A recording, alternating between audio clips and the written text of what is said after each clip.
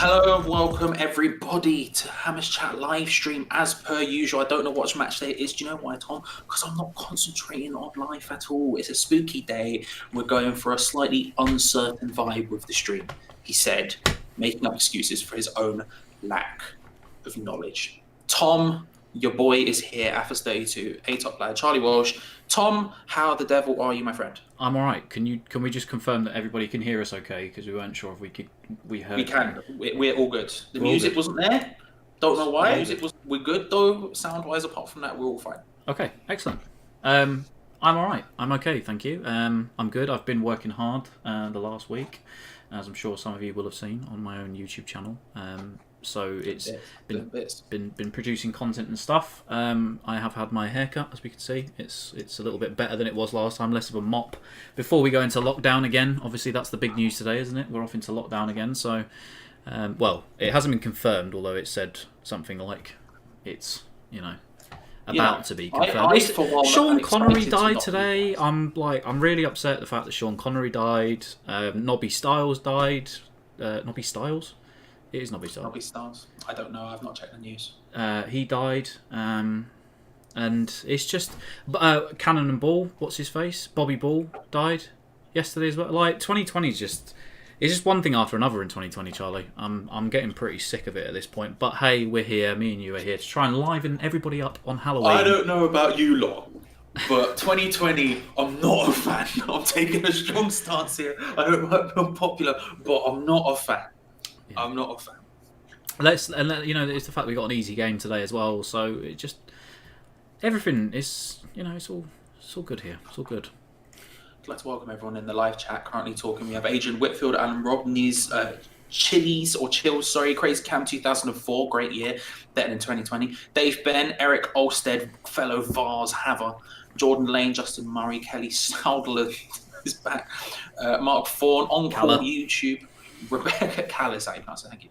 On YouTube, Rebecca, hello Rebecca, Stevie C, Extra Spice, Mikey, and Delinquent. I'm the people talking right now. Hello, welcome everyone. Just quickly, Adrian Whitfield, yes, there will be Agony Aunt chat depending on how the game goes, of course. I don't know if that should be something we should ever, or you specifically should ever do again, really. I feel like it's one of those things where once burnt, twice you're an idiot. You know what I mean? You know what I mean? Good. I am an idiot, so. Well, we'll see what happens. We'll see what happens. But yeah, hello everyone. Welcome. It's Man City, who we beat last time. We didn't. We drew. I'm just all over the shop today, Tom. Should we just go to the lineups? Who would you like to know first? I've got them both here. Who would you like to know first? Would you like to know Liverpool's lineup? Or would you like to know West Ham's? Hang on. Can I try and do something on the fly here that may not go very well? Mate, do it. Do it. Right, ladies and gentlemen, because I'm in control until tomorrow when Charlie gets his internet, let's try and do something right now. This could go very wrong. Okay, right. I want to click window capture. So just so you know, you've currently window captured the lineup. Yeah, I see this. In the time, I just want you to know. Okay, so can we all see this now? Can everyone see that? Yeah. It's there. There we go. DT over there, right? Let's do a bit of that live on air. Yeah, there's Tom. Look, hello lads. We're all here. Let's also do a bit of this. Yes. Then let's do a bit of this. Let's just look at Tom's bookmarks while he does that. Oh, no, they're gone. Okay, yes. Let's get rid of me and let's have a look at the lineup here. Hello. Hang on. Yes, this is what happens when you leave Tom in control of a stream. Let's go. Big plays. Big plays. Oh no, I've moved myself. Excellent. Stuff's happening, guys. I'm sorry. Click. This is very exciting. Wild clicking is happening. I can also see where the score is down there. Yeah. Right, ready? And now we go for one of these. Ready? Bang. Yes. Oh, he's dropped it behind. I was going to suggest that, but I didn't want to stress you out too much. It's a big play. There we go. How about that, guys? How about that? It's a big play, and the spooky lineup to try and back to Liverpool is Fabianski in goal, Kufal, Balbuena, Ogbonna, Cresswell, Masuaku in defence, Rice, Souček, Fornals, Bowen, Haller. So pretty much as expected, apart from the striker, which I think everyone sort of had a different vibe on, with the bench of Darren Randolph, Issa Diop, Ryan Fredericks, Yarmolenko, Snodgrass, Lanzini, and Ben Rama gets on the bench. Tom, instant reaction to the West Ham lineup? Yeah, I mean, Haller is going to be very isolated, isn't he? Looking at that, it doesn't fill me with a lot of confidence, potentially. I mean, listen, I would have loved to have seen Ben Rama start today. I'd have loved to have seen Fornals in the same team as that as well, but we know it's not obviously going to work, so we're kind of left with this, which has been working for us, we can say, the last few weeks. You know, we've proven difficult to break down, away from home, at home. I think the main thing for us today is obviously the fact that Liverpool are without their main man in defence, and obviously they lost Fabinho as well, so they've got a youngster in at centre-half, no Joel Matip, I don't think, at least. So, yeah, it's the best time to potentially play Liverpool, is all I can say. And you're not going to get a better chance to play them when they're at this sort of strength, because they're weak for them right now, you could say, in defence. And it's a shame that we don't have Antonio, because I think Antonio up against that young boy could have been very effective today. But then again, saying that, Haller, he's big, he's strong, he's powerful. You can hope that he'd do the same thing. So yeah, I'd have loved to have seen Ben Rama start, but hey, can't have everything. So you know, it is what it is. We'll go into Liverpool's lineup a little bit more in a second when we. Oh yeah, we're going to go into Liverpool's lineup. Okay. That was a. Can I do? Hang on, let me do this. Hang on. Before we do, well, why you do that? Just because if I click on my search bar on Twitter, it's going to show what I'm searching, and I can't do that. So. Okay, so I think it's. So there's some questions from the chat, for example, from Liverpool. From Cal. Yeah, welcome to my world, Tom. I know what you're talking about, and you can trust me.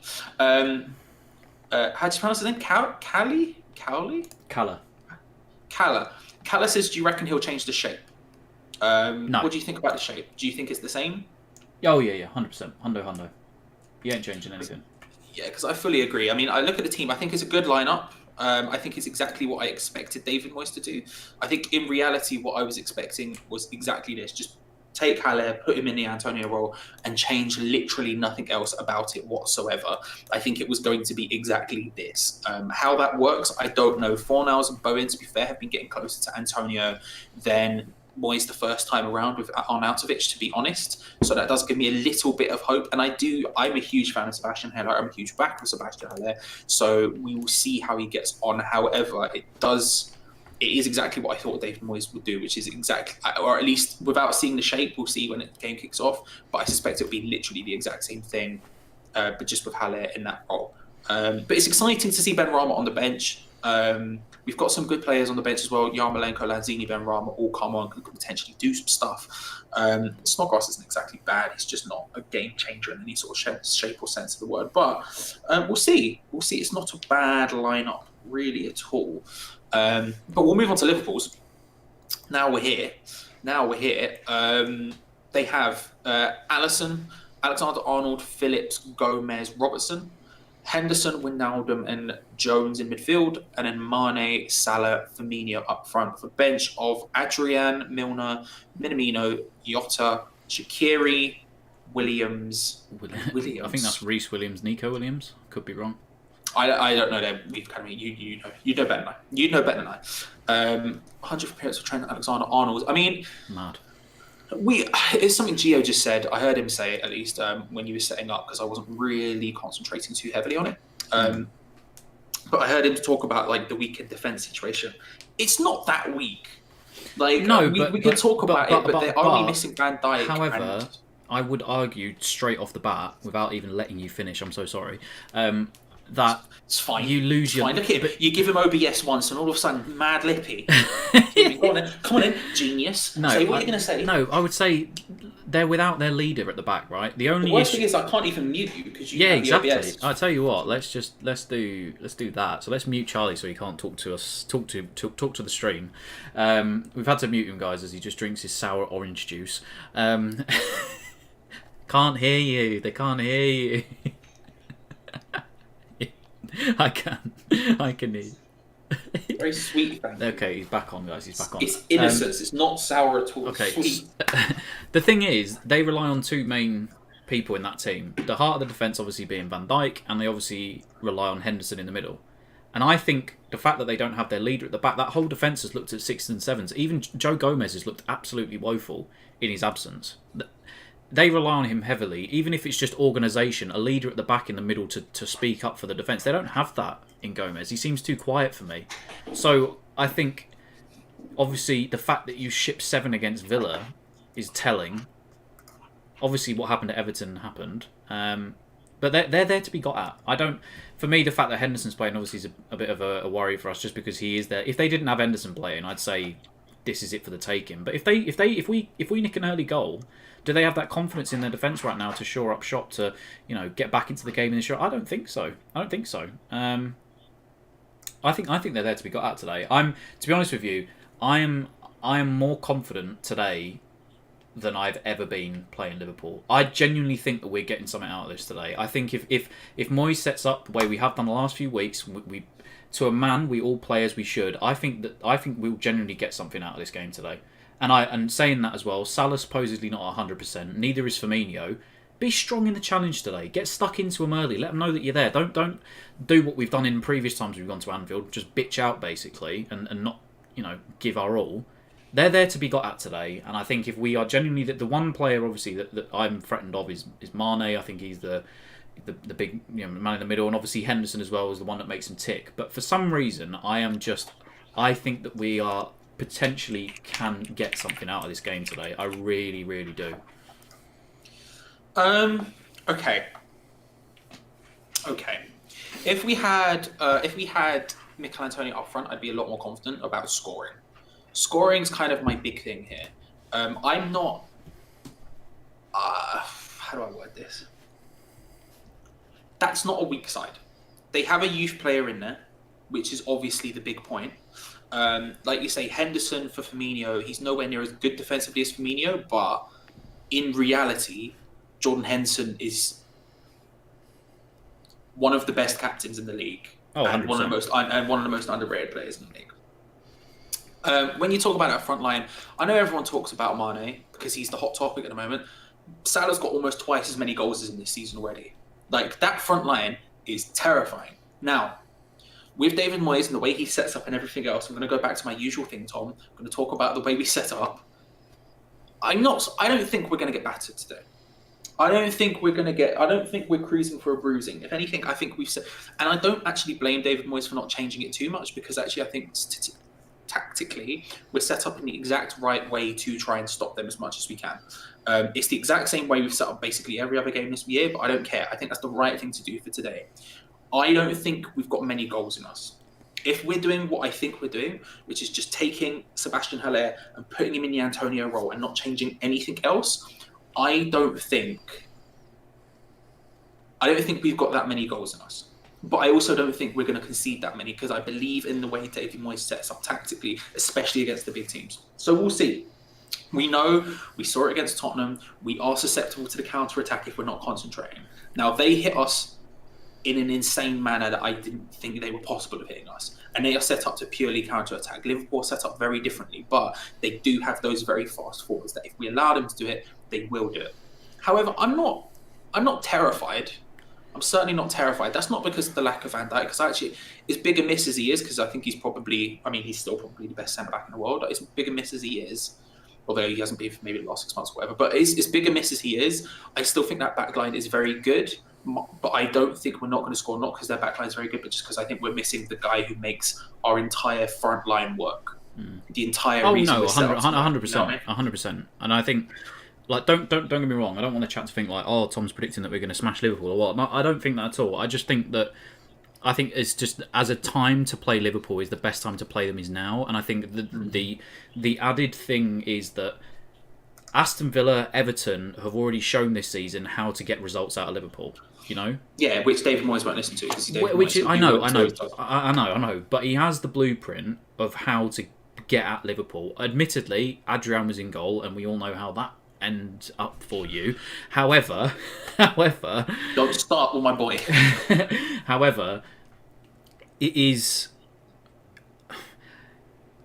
I don't know why. I'm having the same feeling as I did when I said we were going to beat Chelsea last season. And everybody was like, "Oh, you're smoking crack. You feel you sound like you're going to be ill, or you are ill for feeling."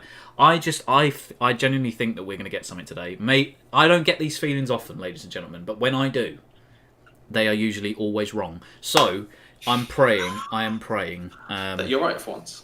Yeah, that I am right for once. Let me get rid of this so we can all come back to seeing my gorgeous face. Thank for shout out to everyone in the chat. Do let us know what your score predictions are, because I am interested. I think it's an interesting one because we are riding on a high, but the guy we're riding on a high because of isn't there. So I'm interested to see what the score predictions are. There's a couple of Liverpool fans in the chat. I'd like to welcome you to the watch along. Do stick around. We'd like to know your thoughts on the Merseyside half of this match as time goes on. Really understand what you're thinking, because I do think it's going to be an interesting match either side. That seamless transition back into the timer. We ain't looking, or we ain't ones to hate on opposition fans right here. So do stick around. I'm going to say,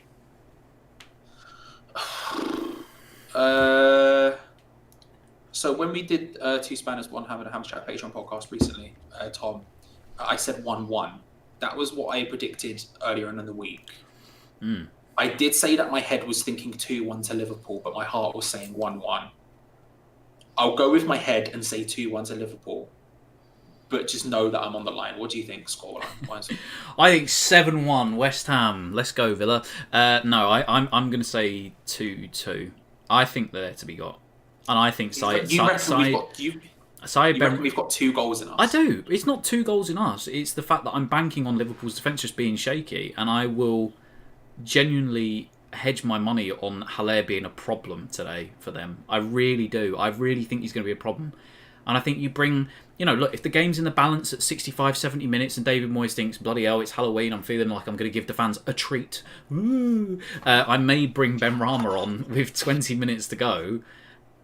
Stick a tricksy little winger at Trent Alexander-Arnold just to do little bits here and there, I think I'm confident today. I don't know what is going through me. Usually, people always tell me that I am far too pessimistic when it comes to results, and I am. I know I am, but I've got this feeling exactly like the Chelsea game last year or last season that we were just not supposed to get anything from, and we ended up getting something from. And I'm feeling like that today.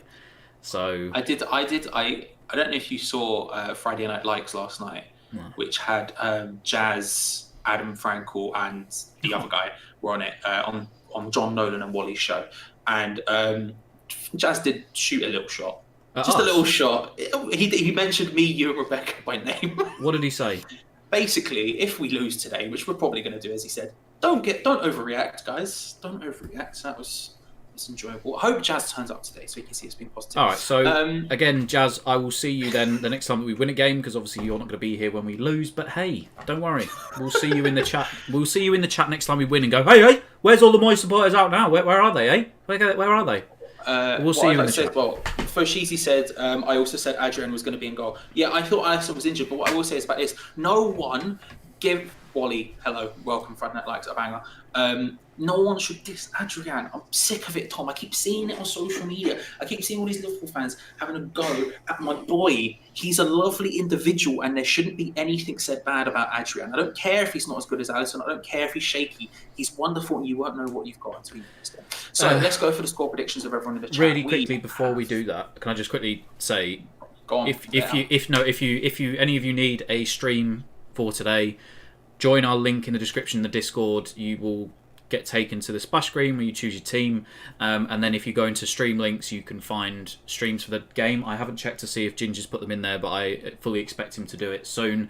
They are usually, with Ginge, absolute amazing money streams. Yeah. They are very, very good. Even if you don't need a stream for today, if you need a stream for next week, whenever it is we play Fulham, because we're kind of, I guess, all boycotting the pay-per-view, because who wants to pay for that game, then go into our Discord and go get yourself a stream link from the stream links page. So yeah, link in the description for that if you want one. So here are the score predictions of the people in the chat. Let's scroll up so I see the first one. I'll just scroll through. Rebecca says, I'm feeling 1-0 West Ham. Bold. Peter Darlow 2-1 West Ham. Haller is going to have a stormer. Neil A guy with a lot of X's, who I think is a Liverpool fan, says 1-0 JK. He said 1-0 West Ham and said JK. Neil, what's your actual score prediction? If you haven't put it in the chat, I'll scroll down. Maybe you have, and I apologise if you have. Eric Olstead 3-2 to West Ham. He's thinking we're going to get 3. Irish Tommy will nick it 2-1. Again, another 2-goal for West Ham. Farah Dowser says 3-0 Liverpool. Fair. Mark Thorne 3-0 to Liverpool.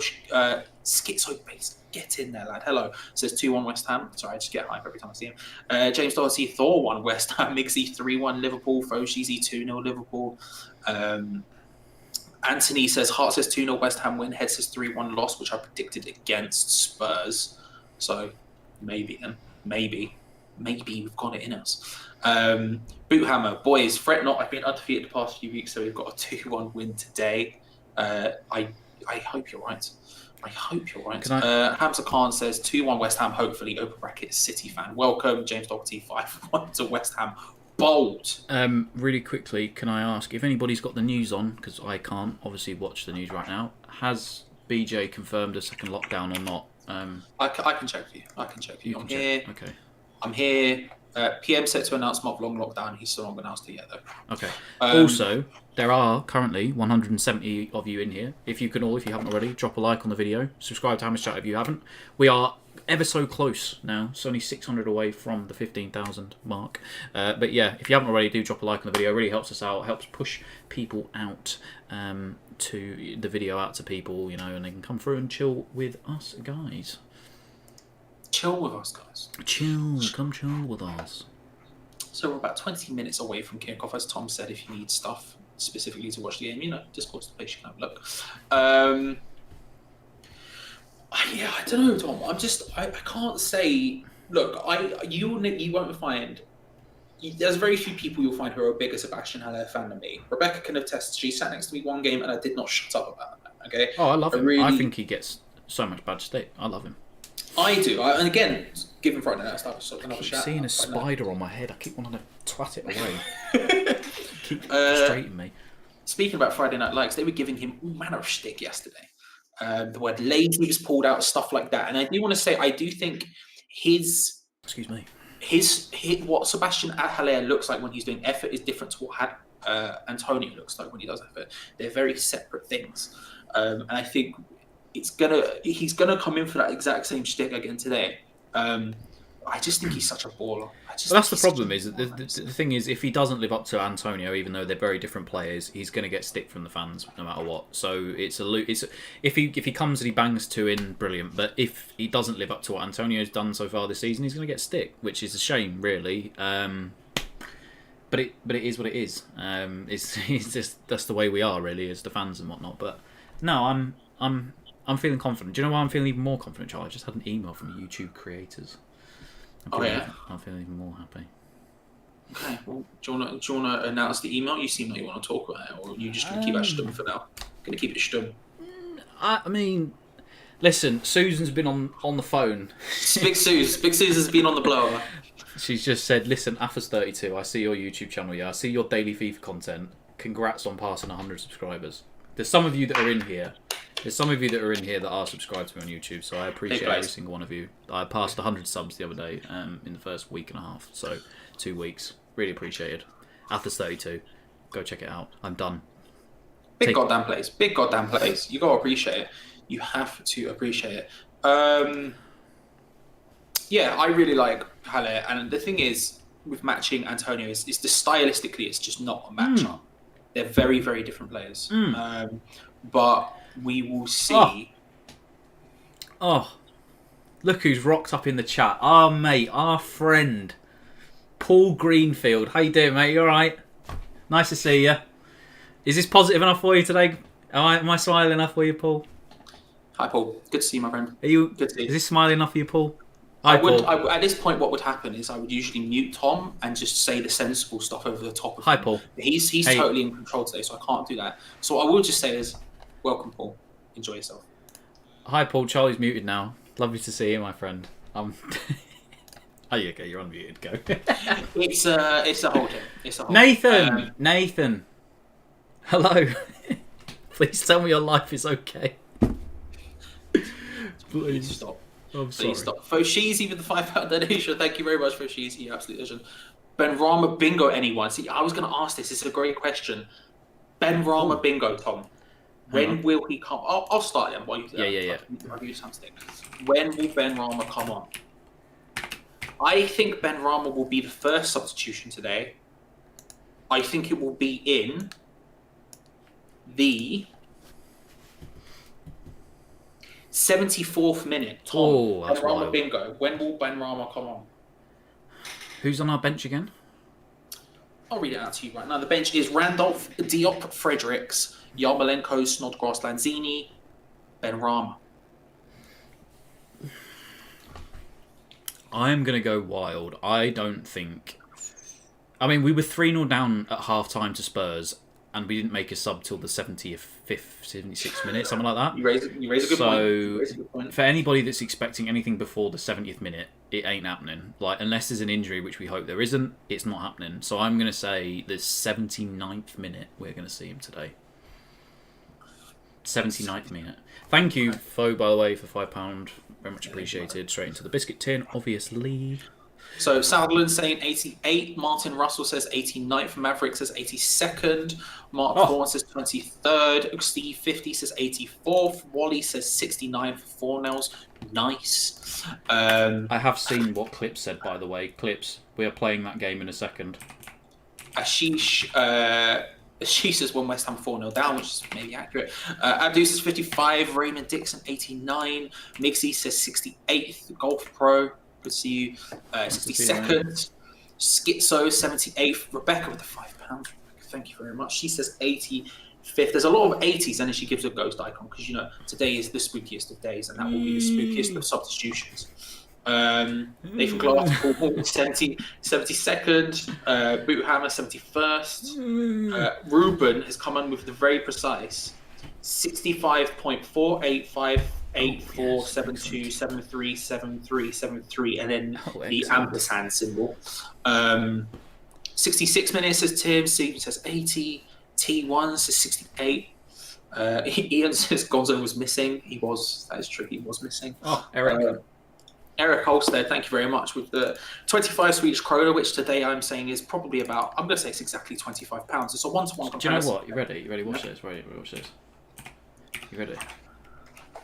Every time he says, are you ready? Oh, I can't have to put up the stream. Ladies and gentlemen, Eric Holster, everyone. £1,000 donation. Thank you so much, Eric. Eric, thank you very much, Eric. Nobody knows what it actually means in krona, so we're going to just take it as £1,000. Thank you so much, Eric. Yeah. Also, I did genuinely see what you said about it's actually good content. I appreciate that, Eric. I know you've been watching my stuff the last few days. I genuinely appreciate that. But, Charlie, biggest question from West Ham Clips here, because I did done see it, Clips. Are you ready for this?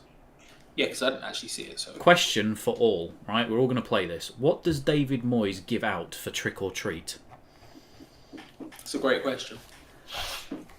So what sweet does David Moyes give out? Oh, it's £1,320 exactly. Okay. Well, thank you, Eric. We appreciate it. We appreciate you. That is a large donation, Eric. That is a large old donation from Eric. Large boy donation needs a large boy. Look at this. I'm in control. I'm also, can I just say, I'm also a big fan of what would you said, what would he give out? And Eric just replied, slaps. just absolutely plapping people. So let's take it deal by deal, right? For a trick, David Moyes is the kind of guy who for a trick would put a sugar in someone's tea because he thinks it's bounce. Because he has tea straight, he's at black. Maybe he adds a bit of dash of milk in there. For a treat, no. Treat's interesting. What would he give out as a treat? A 69th minute substitution? I don't know. Tom, trick or treat? I'm saying I'm saying he gives out boiled sweets. He strikes me as a boiled sweets guy. Yeah. He strikes me as a boiled sweets guy, I'm saying.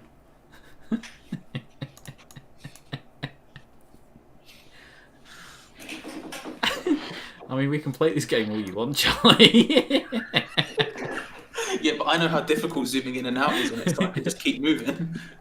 I can just duck and weave, bruv, like a flipping boxer. Like a boxer. Like a boxer. I'm just going to keep that around just in case I need to bring it up for future reference. Yeah.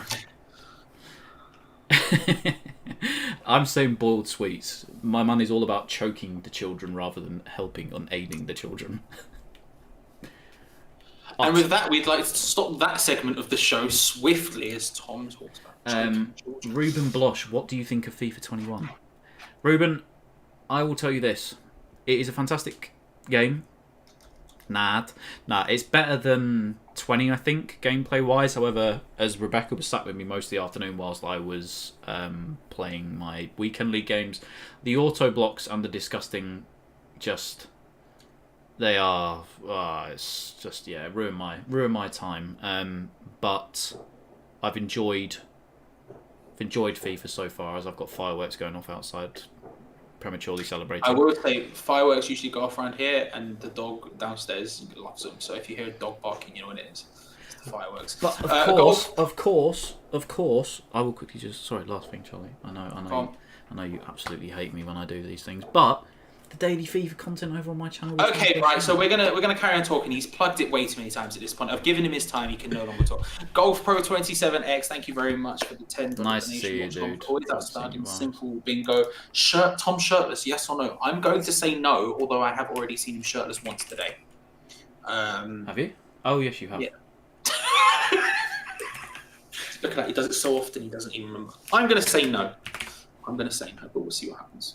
So thank you very much, dude. It's good to see you guys. It's one of these things that's like it doesn't happen every time, but special occasions. You know what I mean? Special occasions, you know, when the vibe is right and the time is ready. You know. Any solid streams, Mr. Southland? I would check the Discord. I can do Chromecast scenes. Didn't even realise. It's not to the TV up here. Although, maybe something I'll try. Yeah, check the Discord. Check the Discord is what I'd say. It's a big day. I don't know. I keep going back and forth on the Haller thing. We'll see how it goes. We will see how it goes. Yeah. Let's watch. We are definitely good. I was just checking. I didn't have to find a stream. We're good. Bojo delays announcement according to Foe. That does not shock me. These things tend to happen. The meme with shirtless Tom and the Spurs duo was epic. Who put that together? It was someone in our Discord, wasn't it? Yeah, no, it was H, I think, in our Discord. Not the actual. Strike me a pose. That guy, no, not actually him, but it was an H in the Discord. So Henry is his name in the chat. If he pops up, hello Henry. If you're there, hello Henry. H put it together. That's right. And then Ginger put it out on Twitter. I remember seeing that. Yes. Makes me happy that I did hold you up for it because that made sense. Yeah. David Moyes is in the chat. Hello, David. In fact, let's just quickly before we start, because we've got about a couple of minutes now to kick off. I will once again say hello to everyone in the chat. Ben Cargill, Boothammer, David Moyes, Eric Olster, Fo Sheezy, Gary Watson, Angelo Scott, Golf Pro, Watson, huh? Jens Reinert, banging name, Jordan Lane, Mr. Southland himself, Cavan Gould, Kevin Crawford, Kevin Wilkinson, Mixie, Nathan Glass, Paul, Rebecca, Ruben Blosh, Reese, Stephen Jones, Stephen 50, and Wally World.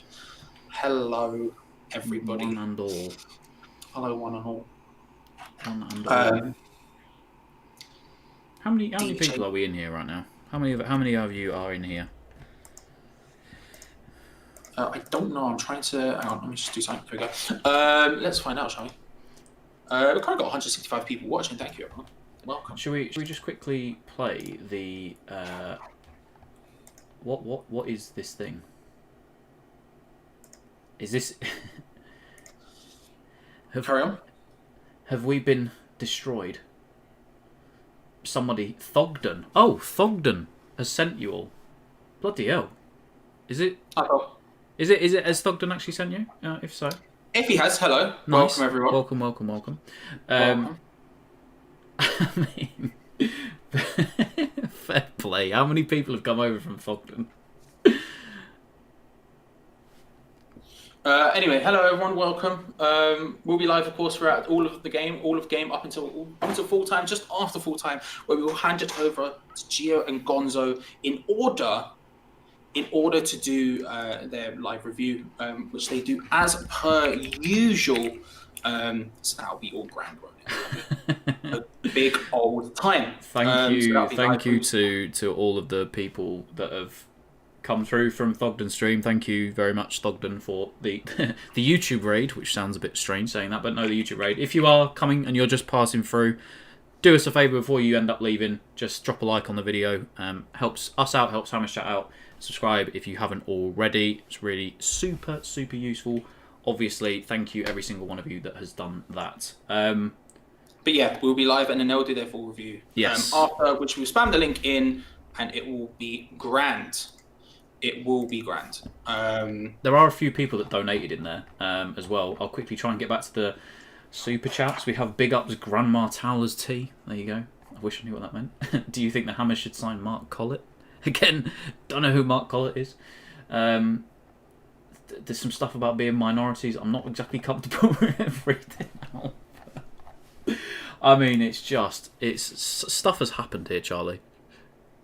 Charlie's also muted himself right now, which is... Sorry, I was typing and I know how loud my keyboard is because everyone always mentions it, so I thought I would do it. Calmly on the sly. We're about 5 minutes away from kickoff now. Everyone's just joining. Give us your score predictions. What are you feeling? What are you vibing? Can't decide whether I'm going for a 1-1 or a 2-1. I'm going to stick with the 2-1 Liverpool because I'm going to be sensible. However, to be honest, I don't know. We'll see. We'll see what happens. I'm nervous, Tom. How do you feel? 5 minutes away. Nothing's changed. I'm still feeling optimistic. Yeah, I'm optimistic. Nothing has changed. There's no part of me that thinks that we're not going to try and get something. It's the best time to play. It's the best time to play them. Is the best time to play Liverpool, I believe, anyway. But hey, there we go. How about you? You've muted me. Because the chat seemed to cut absolutely. I muted myself. I muted myself because again I was typing. What I would say is this. Yeah, I think it's one of those things where there is definitely something to be got at here. I'm really excited to see how Sebastian Haller plays because obviously I'm a big fan of his. I think it's a situation in which if he steps up, I mean, we know what Moyes is like, right? We know what Moyes is like. If it's a situation in which if he puts in a good performance today, I don't think it will be enough to stop him. I don't think it'll be enough to when Antonio comes back. He'll put him straight. He won't keep Antonio out or anything, but it will at least give him something to speak of. This is a huge opportunity for him specifically, and I really hope that David Moyes gives him the best opportunity by setting up in a way which is correct, in a way which is basically in a way that's going to help him and not just plop him in the Antonio role and then just be like, oh, here's Antonio, just keep running as if that's the thing he's going to do, which he just can't. So I hope that's going to be the case. We will see. I don't know for certain. We'll see how it goes. We're just about to kick off. These are the lineups for anyone who's just joined and missed it. This is the lineups. For West Ham United, we have Fabianski, Kufal, Balbuena, Ogbonna, Cresswell, Masuaku at the back, Bryce, Stuchek in midfield, Fornals, Bowen, Haller up front. So it's basically the exact same system as per usual. We'll see if the shape of the front line is any different to usual. However, it's the exact same lineup you would expect. The subs are Randolph, Diop, Fredericks, Yarmolenko, Snodgrass, Lanzini, and Ben Rama, who could come on for his debut. But we'll see. Liverpool line up with Alisson, Alexander-Arnold, Phillips, Gomez, Robertson. So Phillips is obviously the weak link there who's come in for Van Dijk. Henderson, Wijnaldum, and Jones in midfield. Mane, Salah, and Roberto Firmino up front. We will see. We'll see Adrian, Milner, Minamino, Jota, Shaqiri, Williams, and Williams is the bench for Liverpool. So like Tom said, there's a weakness there, something to be got at. I don't think it's super weak. I don't think it's an easy dub by any stretch of imagination. But as long as if we just get the ball to Haller in the right positions. And one thing I will say about Haller, which is good, which will work even if it does. Just gonna get my headphones. Okay, which will work even if he does play the exact same system as he usually does with Antonio, is that long ball out is good. That long ball out is really, really useful.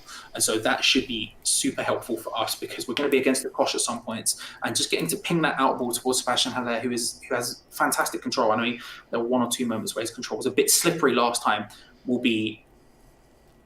I'm good for it. I'm hyped for it. We see what happens. We move. We will have, I guess... Do you want to have like a little minute silence before? I imagine it's for Nobby Styles and everything else. Do you want to just have a minute? Yeah, if they're doing it, yeah. Yeah. Let me put my headphones in so I know when it is. Yeah. Yeah. If you tell me when yours starts, I'll do it with you. Yeah, okay. I can't hear the stream. Yeah, that's fine. That's fine. But yeah. Big game. I'm nervous, I can't lie, but I do think there's something to be got.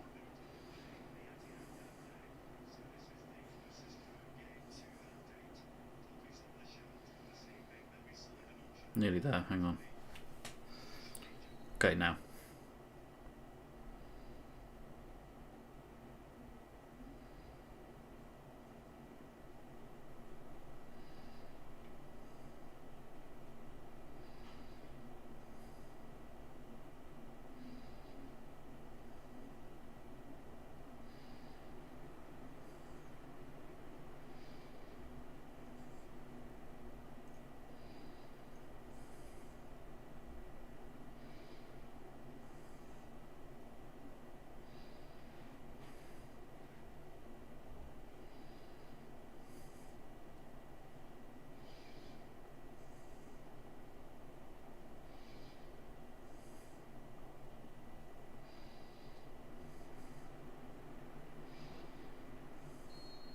And there we are.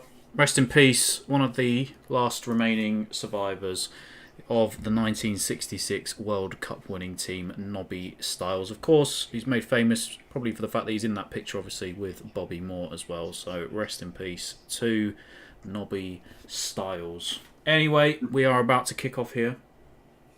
If you are still tuned in. It's big. I just really hope we play the ball in the right areas to Haller and not do what I'm scared we're going to do. But we'll see. We'll see. I can stream to the TV from the flat downstairs. Maybe I should do that. Just to give them the game. Be like, there you go. Enjoy some football. There we are. Rest in peace, Nobby Styles, and we are off. We are off. In our away strip, kicking from left to right. From left to right. Yeah, Alan. What I will say is this: I'm a big fan of. I'm a huge fan of Haller. It's not a case of annoying saying anything bad about him whatsoever. I'm about it. I'm about Sebastian Haller. I just hope that it's the right thing to do. Listen, Jeffrey Stelly, don't you start. Don't you start. Don't you start. There's a spider up there that I'm wanting to twat away every 2 seconds. So yeah, it's RIP. Yeah, Sean Connery, obviously, the Bobby Ball as well. There's 2020. It's just not very good. It's just not very good right now, is it? Unfortunately. Peach, nice to see you, mate. Nice to see you.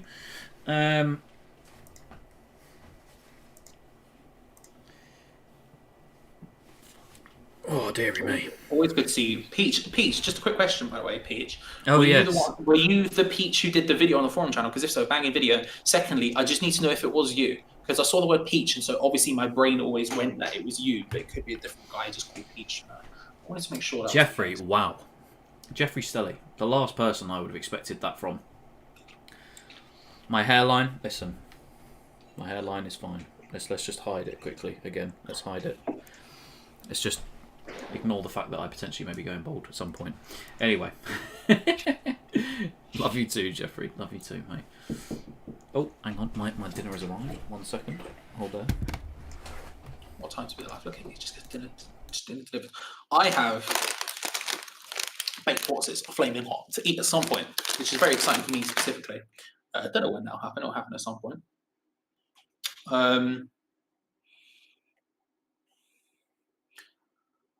See, we're very. Oh, I like that. Do you know what?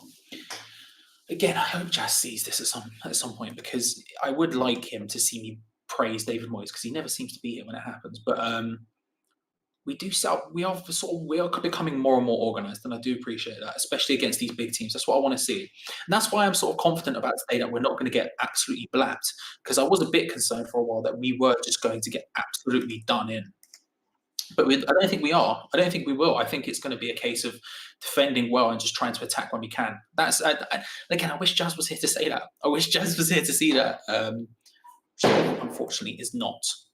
Shucks, sorry if you can hear the fireworks. It's just the way these things go. But yeah, it just is. There's fireworks going off directly outside my window. Being nice. I was just saying it's really annoying that Jazz is never here when I actually praise David Moyes.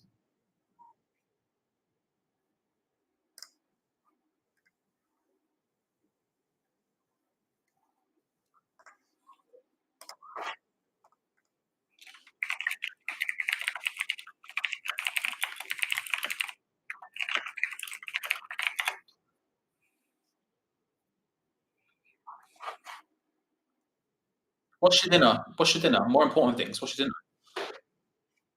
dinner? Okay. I was saying I've got the. It's less exciting, but what's it? Flaming hot. That will be something I eat at some point. Not yet, but it will be a thing eventually.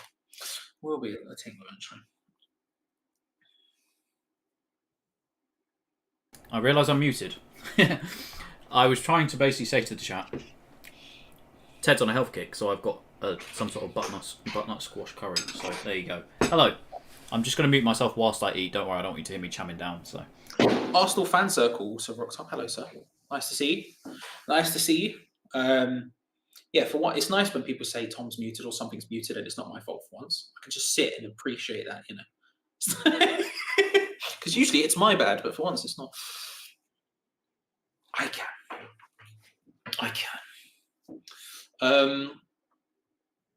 Okay, da shin suk nakamaru.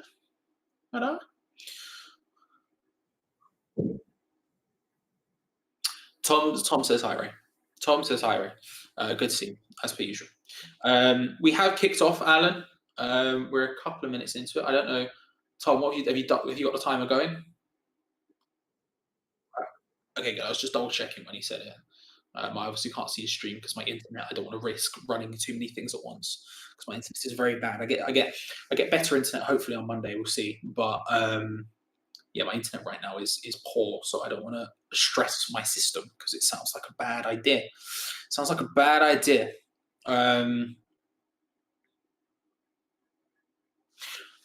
But we're set up, like I said, I just wish Jazz was here when I'd say stuff like this, because we are very well organised defensively. Well, at least it looks organised on paper. Now, what the real stress test of an organisation is obviously the second that... Obviously, the real stress test is when the starts put under a bit of pressure, and as all too often do we look a bit organised, and then one through ball happens, and then the entire flipping defence just goes a bit awkward. But it goes awry. But at least right now... There we go. Hello, chat. I'm back. At least right now, not too bad. But we'll see. This is very early. We're 6 minutes in. I'm drawing conclusions way too early. I agree. We're 6 minutes in, and we're still at 0-0. I take that as a win. I take that as a large dub. National lockdown. End the game now.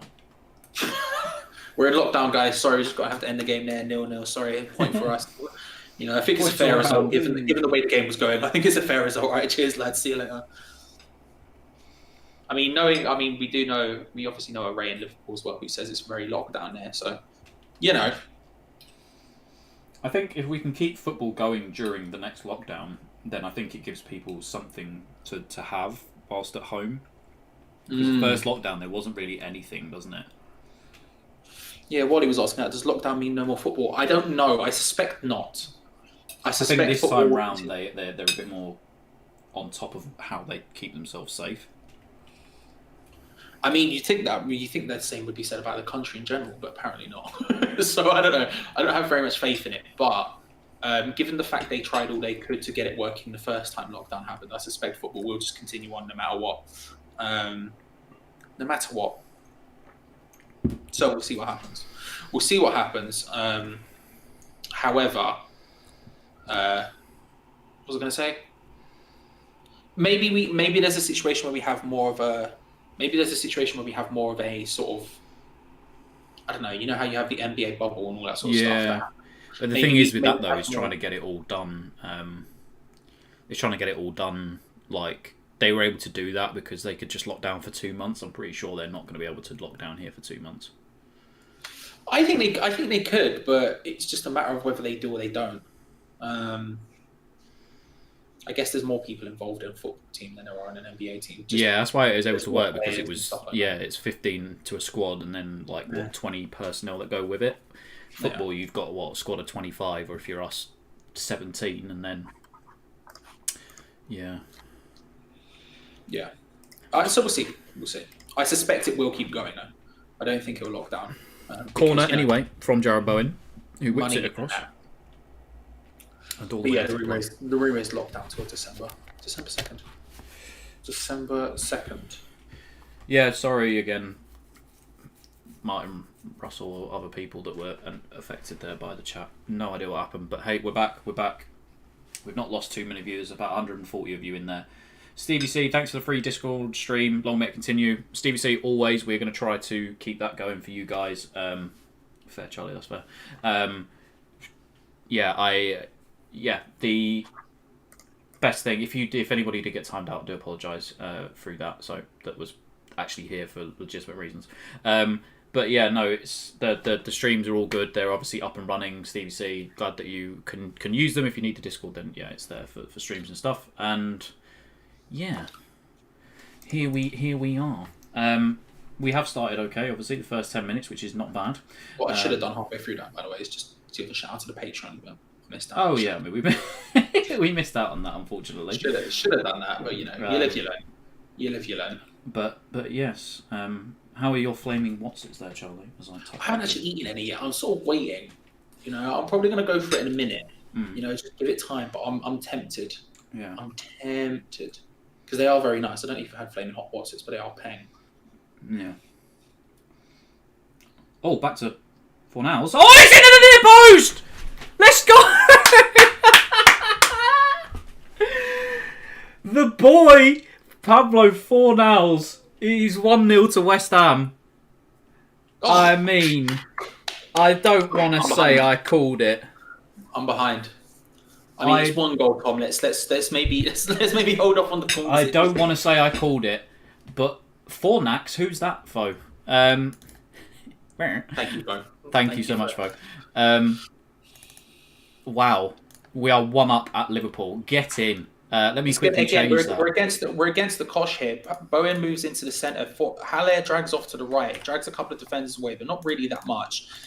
Fornals lays it off, I believe, to Masuaku, who's controlling it, waiting Cresswell on the overlap like Sheffield United. It's played in, headed away. Fornals on the edge of the box. Let's go. It's. I think there's a big deflection. Who's that? Joe Gomez. What is he doing with that header? What is he doing? Cannot see how that's gone past Alisson in that simple way. Joe Gomez has tried to head it out. He's hit it. It's not. It's just the Alisson just couldn't get there. fornicator. It's a great finish by Pablo Fornals. Chests it down to control it, and then on second touch, waits for it to drop. Just basically. This is exactly what I was saying. As you could post and in. Great finish. And as I've said before, look at that. Having an early goal was really good. This is what I was saying though. This is what I was saying. Trust me, if Van Dijk was back there, that header from Gomez, I guarantee that does not happen. That does not happen. That's the difference, as Charlie breaks himself. But this, I genuinely think that this is what happens when Van Dijk doesn't play. They're at 6s and 7s. They're not organised. They're not talking. They're not communicating. They're doing silly things back there. That's why I expected this today. Whether we can hold it, I don't think we'll hold this lead. I mean, imagine, God, we won 1-0 at Anfield like mad. But for me, that is the mistakes that are going to happen now for Liverpool for the remainder of the season. I think they're there to be had. Their mistakes will creep into their game because they don't have that big, strong leader at centre half anymore. So I expected nothing. I didn't expect it 10 minutes in, but I expected it. I just want to say, chat, so we all know, if you were here at the start, I said this. Okay? I said it. Okay, it's one goal. I don't give a shit, Charlie. I'm happy. Let's go. I know you want to get ahead of yourself, but it is only one goal. Eric, you packed Joe Gomez some days ago. Found out today he was under 4K. He's out of packs as well, so because he's in form this week. But I mean, if we want to talk about pack luck, this guy right here. Okay. Hello to Glenn for rocking up. Good to see you as per usual, my friend. Glenn, always good to see. Love Tom shouting your name from off camera. I did Premier League predictions with him this week. So, and I said to him, even on Premier League predictions, I said we're getting something at Anfield. Bro, why is that? Okay, so I've not been on YouTube basically at all because I've been busy moving house and whatever. So I didn't even know. You should have told me. I would have flipping tuned in. I would have made sure I made an effort to. Glenn, good to see you. I did say it. Again, I will say it's 1-0, Tom, and you need to calm down. What I'll say is about the Van Dijk thing you were talking about. I disagree. I think Joe Gomez would have always been in that position because that's Joe Gomez's position. It was a terrible header, and that's one of the things. Joe Gomez is obviously nowhere near as good as Van Dijk. I actually think Joe Gomez is pretty good. I don't think he's as good as he's talked about to be, but hey. I think it's the other way around. I think he's better than people give him credit for. But we move in different circles, so which is probably why we talk about it in that terms. I don't think he's not a title-winning defender. I don't think he's a title-winning centre-back by any stretch of imagination, but I think he's got a lot of good... I just think he's got a lot of good things about him. I think he's got a lot of good aspects to his game, and I think he's at the right age where if he continues to... If say he were to leave Liverpool, it would have to be to the right club. But I think he's got a big future ahead of him if it works out well. Which is always one of those things, potential is potential. But I like him. I like Joe Gomez, but that was obviously... The thing is, though, there's a point where you have to stop talking about potential with someone like that, because he's been around for... Yeah, but what is he, 23? Yeah, what is he, 23? Yeah, but he's been around for a while. He's had big injuries. He's come back. He's looked shaky at best at times. He's never really played well... I mean, there's times, but I think he's elevated. It's like that season when Danny Drinkwater was at Leicester when they won the title, and basically that entire midfield was elevated because of N'Golo Kante. N'Golo Kante goes, and all of a sudden they all start wetting the bed. It's the same thing with Van Dijk. I think you put any centre half next to Van Dijk, and all of a sudden it becomes a very resolute back four. As Rebecca said, it's tight. It's a tight back four. Their communication's there. They're all listening to signals and talking to one another. And I think you lose that all of a sudden. Gomez is now the oldest of the two centre halves. Footballer on the planet, though. There are very few footballers on the planet. Somebody is down for us injured. Looks like Fornals. You could say that about basically every footballer in the entire world. Though there are very few footballers you could say who you can just drag and drop into another team and just go, plop, there you go, done, sorted. But that's the difference, though, isn't it? Between what actually happens here quickly. Fornals is down injured. Geordie Nichols in the Discord. There'll be stream links available. Just go into there and you will find it. There are streams for you. Very good ones at that. But yeah, I think it's the same. Like I said, fair enough. But when you are a top team compared to us, so let's take the top team, for example. Let's go back in history. You remove Nemanja Vidic from that Man United team. All of a sudden, I don't see them being as good. John Terry comes out of the Chelsea team. I don't see them being as good.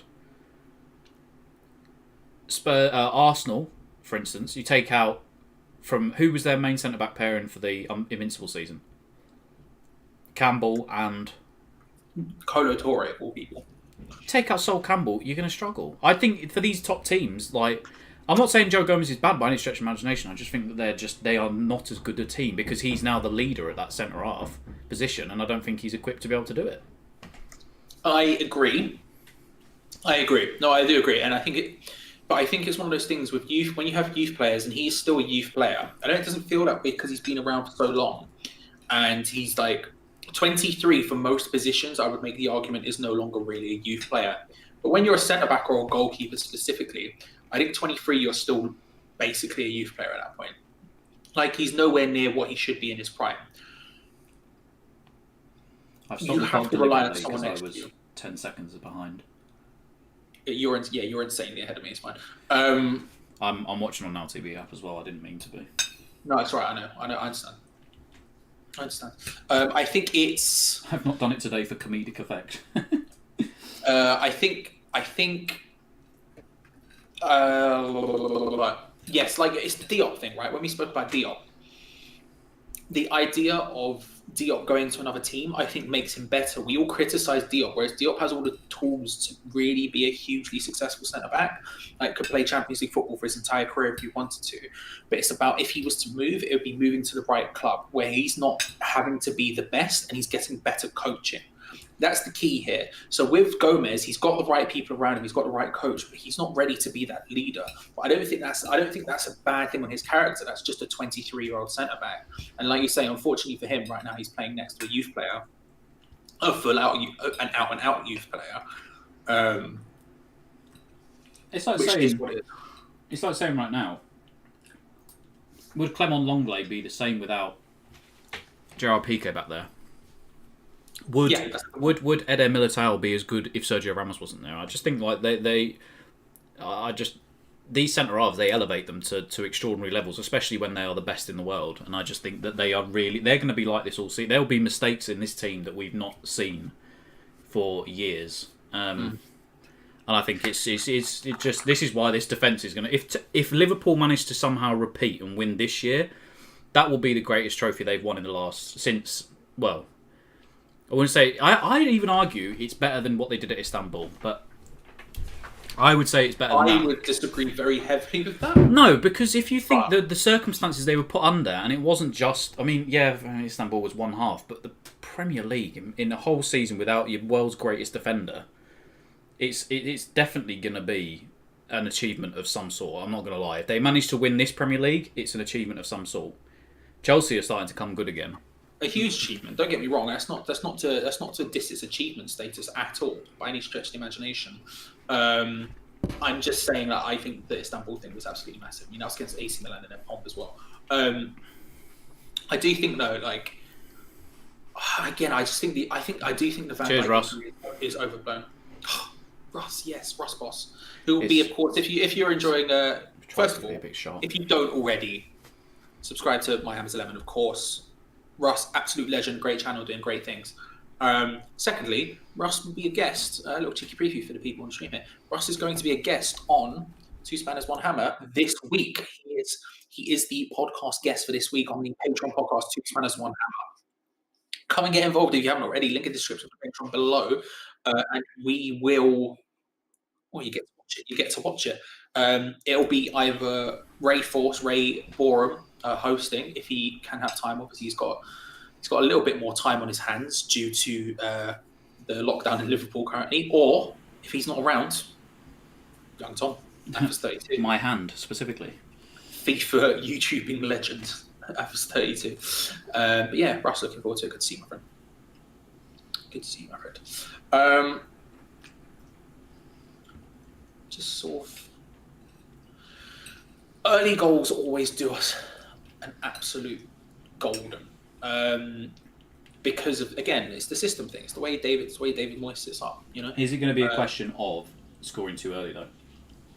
I don't think you can ever score too early. To be honest with you, I don't think we can ever score too early. Thing is though, this is exactly worked into Moyes' game plan. Without the goal, you know, we're in a worse position. But for the fact that we're winning, which is the main thing, Moyes now gets to do exactly what he wants, which is just to put 11 men behind the ball, sit back, wait for you to counter. But unfortunately, like you said, Charlie, in the build-up, which is the worst thing about it, is the fact that the main reason that's been working is because the outball to Antonio has been it, and him and Jared Bowen combining together has been a thing. So Haller's going to have to be sharp on it when we're on counter-attacks. He's going to have to be there. And I know people are saying, give him time. I am ready to... give him that time. I actually think he's a great striker. You think he's a great striker. So yeah, I'm there to give him time. Russ is lovely to see. Becky is a class spanner. Not just a spanner, she's a great moderator, as just proven about 20 minutes ago. So yeah, what a start from us, eh? I can't believe we're 20 minutes in already. This is mad. It's gone a bit quick. Masuaku driving to the byline. What's that gone? I mean, we were quite busy. Yes.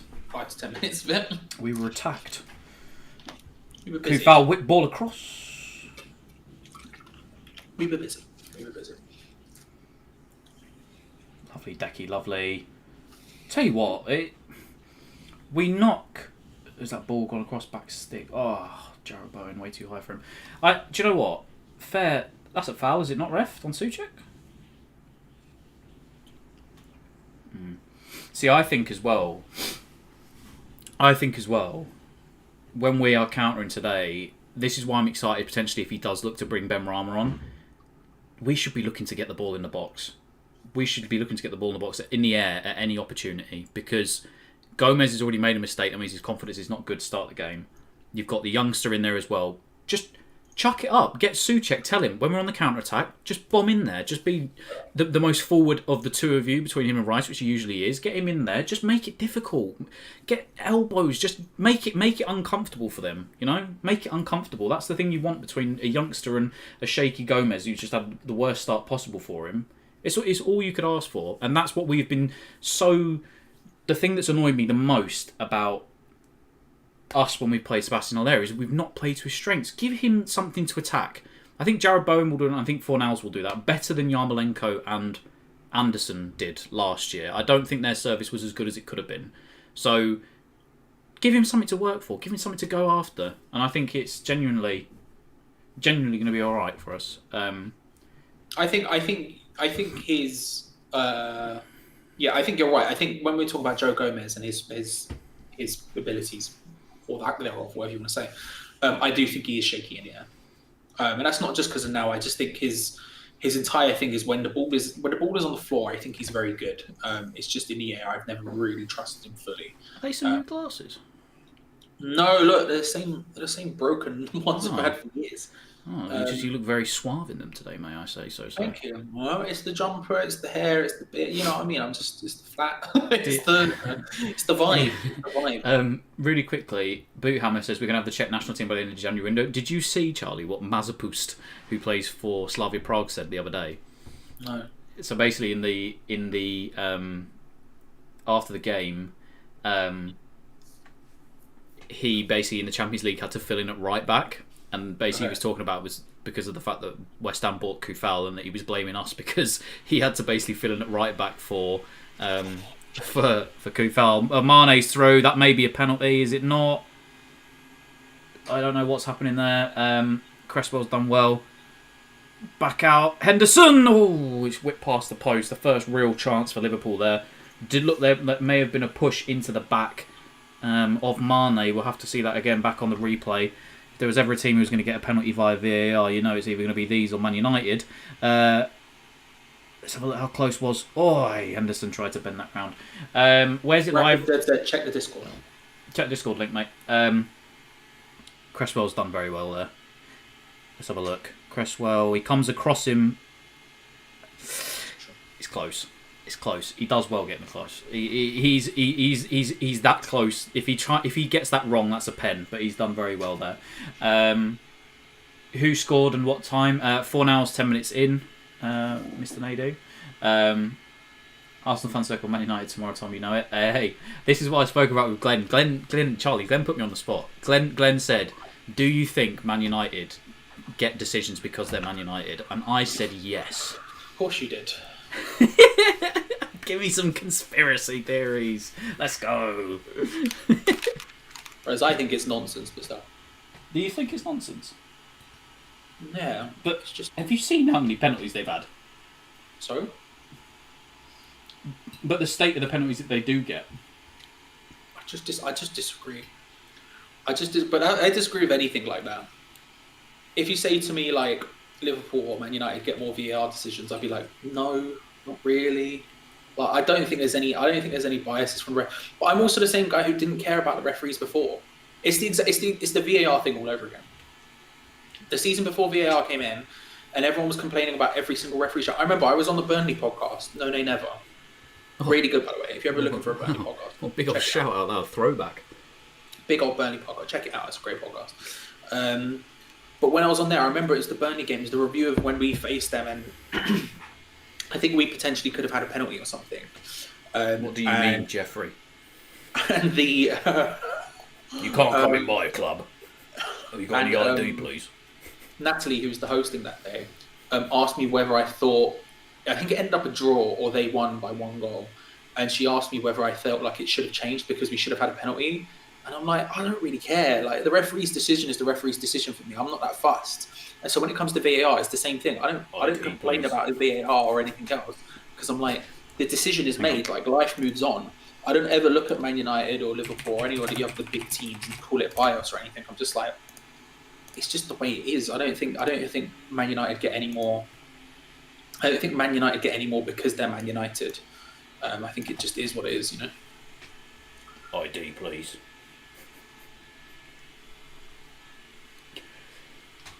ID. Just going to get my Watsons. Could I have the ID, please? How old are you? You can't be eating Watsons in here. How old are you? Too late, mate. Oh, just love to see it. Love to see it. I don't know what's gotten into me today, Charlie. I'm feeling in a very, very mysterious manner. Maybe it's just the Halloween vibes. It's descended on me. Maybe it's the spider above my head. It's giving me powers. I'm feeling in a very very mysterious manner. Yeah. Stan, I look like Steve Mothersoul's son. Steve Mothersoul has a son? Steve has a son? Listen, I didn't know that. It wouldn't surprise me. What man? Fo, you've met Steve Mothersoul's son? How and why do you know Steve Mothersoul's son? Is this the biggest bag of Watsits you've ever had? But you've been going for some time on them. I've just eaten them very slowly because they're hot and I don't like hot food. You know? With the glasses on. But the question is, when is Specky going to do a My Hammers 11? Oh, there you go. That's your next big guest, Russ. Get her on. Get her on. Biggest guest so far. The views you'd get on that would be insane. Whereas I disagree, Russ, because she wouldn't pick Hugo like Clips did. And my opinion is no one should be allowed on without picking Hugo. Did Hugo pick Clips? Pick Clips. Listen, not only did Clips pick Hugo, captain. Made him captain with the boys. Because Clips is a smart man. Clips knows where the bread is buttered, and that's with big. He better have chosen Carlos Tevez for me, then, is what I'm saying. Good luck with that. Did he not choose Carlos Tevez? Clips, where are you? Get in here now. Clips, get in here. I'm not going to talk about the game until I see your name in here, Clips. Who did you put? Russ, who did he put as striker? He had to have 2. Who did he put? If one of them wasn't Carlos Tevez, he's dead to me. He's dead. He's dead to me. I'm awaiting Russ's response. Cole! Where is that man? Clips. Get in here, Clips. If you want to see the rest of Clips' team and find out whether or not he did actually put Tevez in, what I would say is you should go and have a look. My Ham's 11, West Ham Clips. Give it a watch. Great episode. I'd give it a watch. How are you, Tom?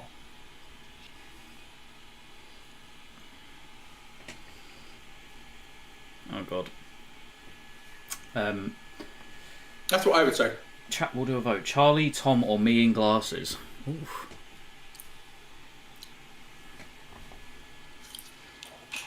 One of these.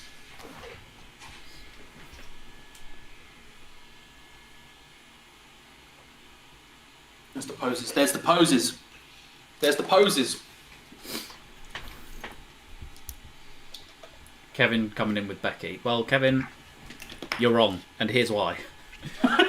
She's not here to defend herself, but we are.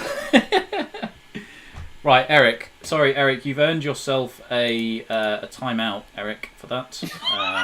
No, I'm joking. I wouldn't really do that to you, Eric. Or would I? I'll tell you who is deserving of a timeout, though. Yeah, it is what it is, Clips. Deal with it, my dude. Deal with it, is what I'd say, Clips. Deal with it. Mm-hmm. Deal with it, my guy. Uh-huh. What he got? Listen, he knew where the best player was. It was Jordan Pupil. He got him involved. Mm-hmm. I mean, just yeah. Clips, I would say I didn't back that. I'm not in control. That's fine. I stand alone. I just want you to know that clips. It was all him. I want the chat to know it was all him. Boycott Tom. I mean, we can boycott me. We can. If you want to look at hang on. Let's pull up something here. There we go. Max Nosworthy has tweeted a cactus on Twitter. Enjoy. There you go.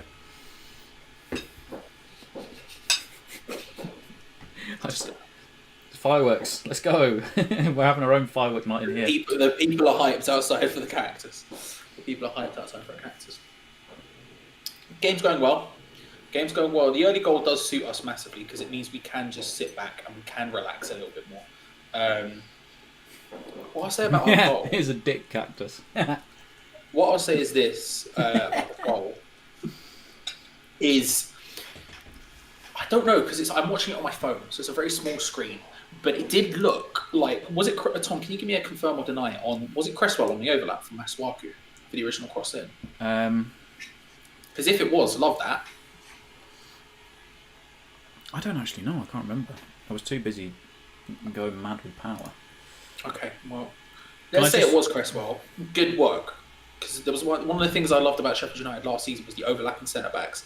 But I do like seeing that. I do. Think 4 hours on the counter attack. 4 hours on the counter attack. You see, this is where we need to be more clinical on the counter. I just think it was very cool. He was 2-on-1 there. Now Liverpool have a chance to get back, and it's gone out of play and for a goal kick. That's why we need to be a lot more clinical. There's just unfortunately, there's just no pace on the counter from Pablo. He had nothing he could really do there. I've just realised you were looking at a picture of Pablo Fornals as the clock because I didn't change it back to that, but now you should be able to see the clock. It's nothing he could really do there, unfortunately. Faux Stan, the lad made you internet famous. Yeah, I think I accidentally did that myself. By doing something stupid. I did see... It's actually Charlie, if we're being honest. Charlie was the one that did it. But yeah... Just logged in full screen because I had a feeling he was going to take his shirt off. And there we go.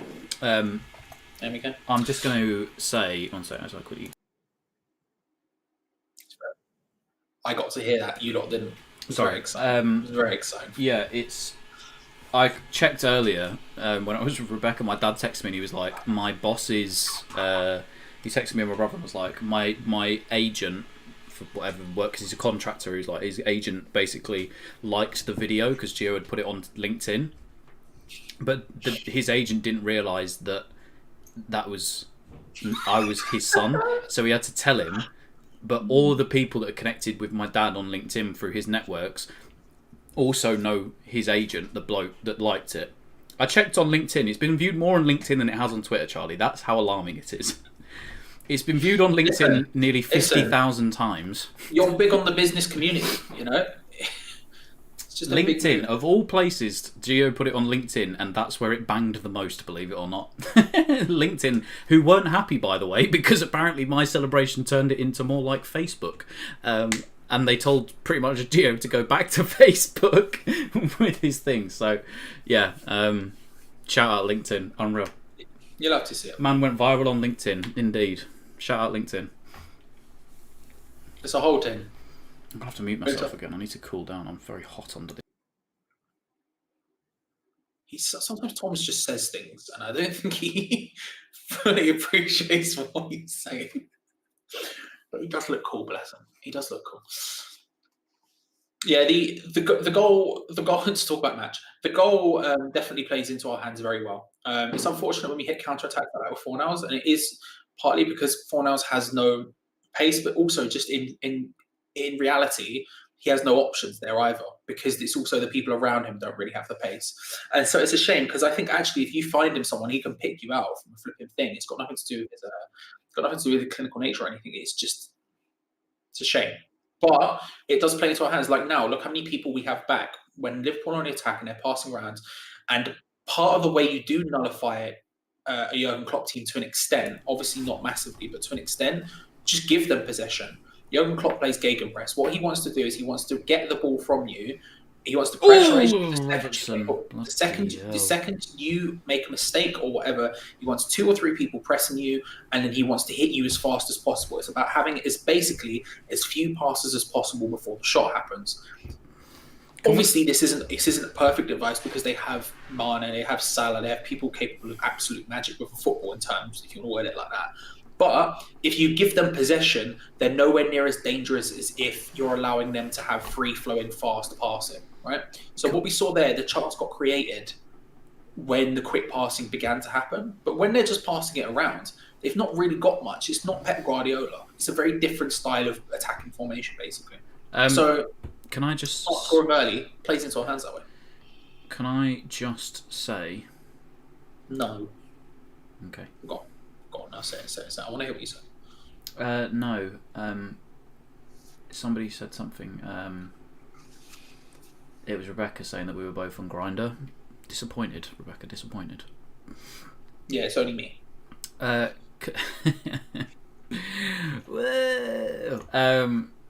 Clips, are you back yet?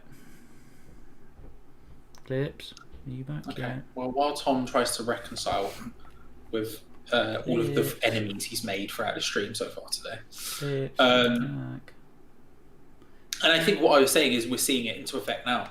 Liverpool are in total control of the situation, and that's fine. And I think David Moyes is more than happy to do it. Oh dear, that's a foul by Declan Rice. Dangerous free kick on into the box, Charlie. I want to see us use Haller as an outball more effectively, potentially, but we've not really had the opportunity to too much yet, so that's fair. Yeah, foul. Quite obvious one as well. Tell you what, a lot of fireworks going off in Liverpool. The city's supposed to be on big old lockdown right now. There's fireworks gone outside my house as well. It is a fireworky night. Yes. Dangerous free kick here for a left footer. Clips has gone to West Ham Fan TV's live stream. No, Clips! No! My staunch man, no! Has he actually? Oh, I've just realised you're welcome to my channel that you can see here. He's literally here, bruv. He's literally in the chat. Come on. I can't see him. Is it in live chat? Oh, there he is. There he is. See, I gave you a little spanner just to say sorry. And now I'm going to have to take it away from you. You do nothing but dig holes, you know that, right? Of course I do. Well done, Wall. Did you say well done, Wall? No, I'm reading out a comment. I'm reading out the comments. Somebody said, well done, Wall. Charlie, we are 5 minutes away from half time. Did you ever in your wildest imagination think we'd be at this point? Yeah. You did? I mean, I've been talking about the formation and tactical setup, basically. I've just realised if we hold on to this and actually get something from this game, we will very much see Jazz potentially, wherever he is right now. I want to see Jazz. I like Jazz. Me and Jazz get on. I don't think he gets on with me, but I get on with him. Ah, it's Pen. Interesting. I'm going to have to pull this closer so I can see it. Masuaku. Play across. Masuaku came out to Salah and just basically. Salah loves a dive. Is all I'm going to say. I think that's just too easy. I think that's so easy. Oh, he's such a diving. What's it? I don't think it's a dive. Look at it. Look how long after the kick that no. Don't get me wrong. It's exaggerated by all hell. What? So basically, the ball comes out. Salah gets the control. What? He takes the touch rounds. He takes the touch to the side and go on, go quick. Masuaku You're not going to be on stream, don't worry. Connects with his foot and Salah goes flying down. Look. No, but look at the gap between it hitting Salah's thing. That's a dive. Is it a dive? Yes. Yes. But at the same time, Masuaku, what are you doing? Don't go near him. Don't touch him like that. Oh no, fair enough. But that's a dive. That is. It's not dive. It's just bad. It's bad for Masuaku. It's bad for Masuaku. Yeah, the obligatory penalty to get Liverpool back into the game. Of course, it was going to happen. Okay, now Tom's conspiracy theory side is out and ready to it just go is wild. though. He's just a diving. I can't even say it on stream because I don't want to be that guy to say that he's a wanker. But he's a diving prick. He really is.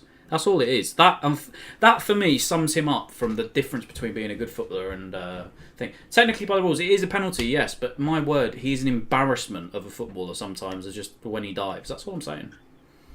He's an embarrassment of a footballer. Tom just accused Mohamed Salah of not being a good footballer.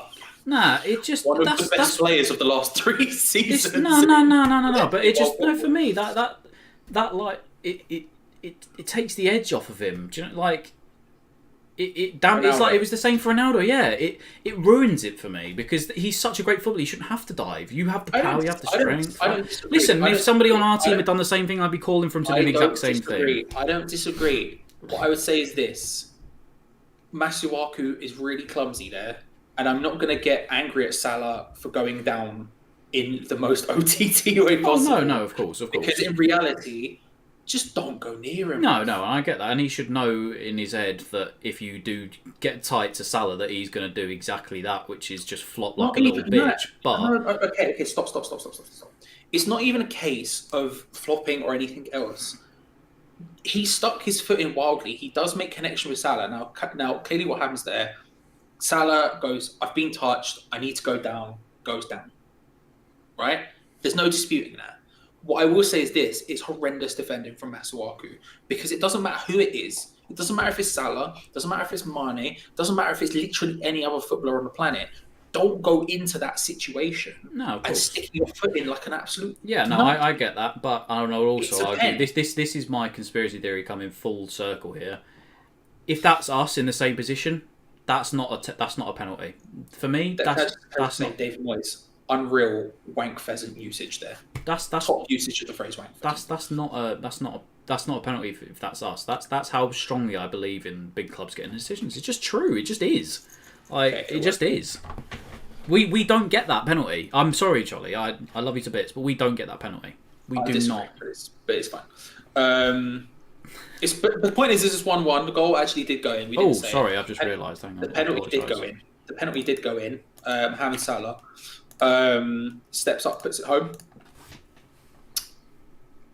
No. It's interesting. Now let's talk. Right, let's move on. Hang on. Last thing. Fo, Stan, it was a penalty. Like, no, it is. In reality, yes, it is a penalty, and I know it's a penalty. I'm not arguing. I say it's a penalty. What I am saying is, though, Liverpool are always going to get that penalty. We would not get that penalty, and the same thing is, I know Masuaku stupidly backed into him. He swiped his leg. It's soft contact and it's soft penalty. By the letter of the law, it is a penalty, and you have to expect that that's what Mo Salah's going to do. I just think when it's the shoe is on the other foot, we aren't getting a penalty like that. Whereas a top team like Liverpool or Manchester United will be getting penalties like that. Charlie disagrees, wildly disagrees with me because it's a wild claim. But I just think it's the truth. Salah, this is what does my head in about him. Is he's such a gifted footballer? He shouldn't have to go down and do stuff like that. But it tarnishes the good aspect of his game by being a bitch when it comes to diving. That's just what he is. I'm sorry, but that's, for me, tarnishes his reputation because he's known for being a diving little bitch. And I'll continue to say that. What I will say is this. You're more welcome to say it. The frequency of certain words is too much for potentially monetization purposes. I'll just warn you now. No, but I've come back in last week after scoring when we did the equaliser against Spurs and said, "Oh, he's only gone and effing done it." But yeah. But once is fine. Frequently like that is when it starts to get picked up. Is what I'll say to you. But that's the YouTube backend thing. That doesn't need to be on stream. Not much different to Antonio's last week. Yeah, Antonio didn't get that penalty last week. There was a nailed-on pen against Man City. I did try to move the conversation on. I gave it a swaz. Eric, there you go. Messi is respected because he doesn't dive. There you go. Messi doesn't dive. Neymar, little bitch. All these footballers. I don't like it when they dive. So we're almost at half time. It's 1-1. I'd like to thank you all for joining us, of course. We do genuinely appreciate it, especially when there were turbulent times, such as at the beginning. I do appreciate you for joining us as we're about to rock into half time. 1-1. It is what it is. I think I think this is about as what I expected it to go for. When we're talking about being confident about the game, talking about being confident about coming into this game, that was because of their defence. Their front line was still their front line. We've done well to nullify that. We've done really well, actually. I think our organisation has been fantastic. I think, again, I wish Jazz was here so he'd see me. I might just edit a super cut of me saying good things about David Moyes just to send it to Jazz, just so he knows I'm not totally against the guy, although I don't think he's a very good manager. But our defence has been pretty good, and ultimately, I think we're in a good position to go into the second half. I'm interested to see what David Moyes does. I don't think he's going to make any substitutions at half time because he's David Moyes, let's be real. That's not something he does. However, However, I do believe that we've still got the right setup. We've still got the right system. It's the attacking concern that is. It's the attacking side that is my concern. It's the trying to make the best out of those situations. One of the things that's been so good about us over the last couple of months is that we've been really clinical from counterattacks. We've created really good chances, and I think part of that is Mikel Antonio being in the right place at the right time and not allowing him the ball basically in deeper positions, because when he has the ball in deeper positions, he has to shoot like an absolute maniac. Whereas instead, get the ball into him in the area, which is something we should be aiming to do with Haller. We should be looking to get balls into the box more frequently to him, to his head. We should be allowing to get Haller in better positions, but we shouldn't be trying to counter-attack with him, because it's not really what he does, which is kind of a problem here. We saw one or two opportunities go astray. There was the Fornals one specifically, where he just didn't have the pace to get away, but there was literally no backup. Haller was the only one on the far side, and he would have taken an incredible ball, which actually I think Fornals maybe should have gone for earlier, instead he tried to sort of lay it back in towards the thin. But I think we're in a good position. I still think we're in a good position to go forward here. Obviously a bit of adversity, but it says a lot, I think, for me, that Liverpool, in order to go into this 1-1 at half-time, have had to get a penalty decision go their way.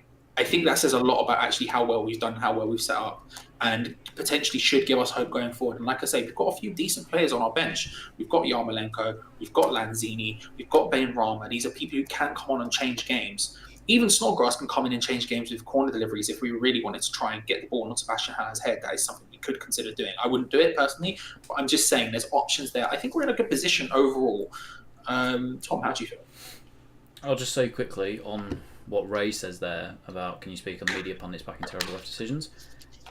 Guess who all the media pundits used to play for or manage? Oh, that's right. Yeah, there we have. We're looking at Gary Neville, Man United. We're looking at Jamie Carragher, Liverpool. Patrice Evra, Man United.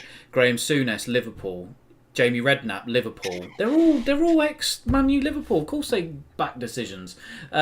First half, yeah. Look, it was exactly the way that we knew that we were going to set up. The fact that we scored early gave us even more. It gave us, as Rebecca would say, Rebecca Carte Blanche Gowers would say, it gave us carte blanche to basically sit back and defend for our lives, which we've been very good at the last few weeks.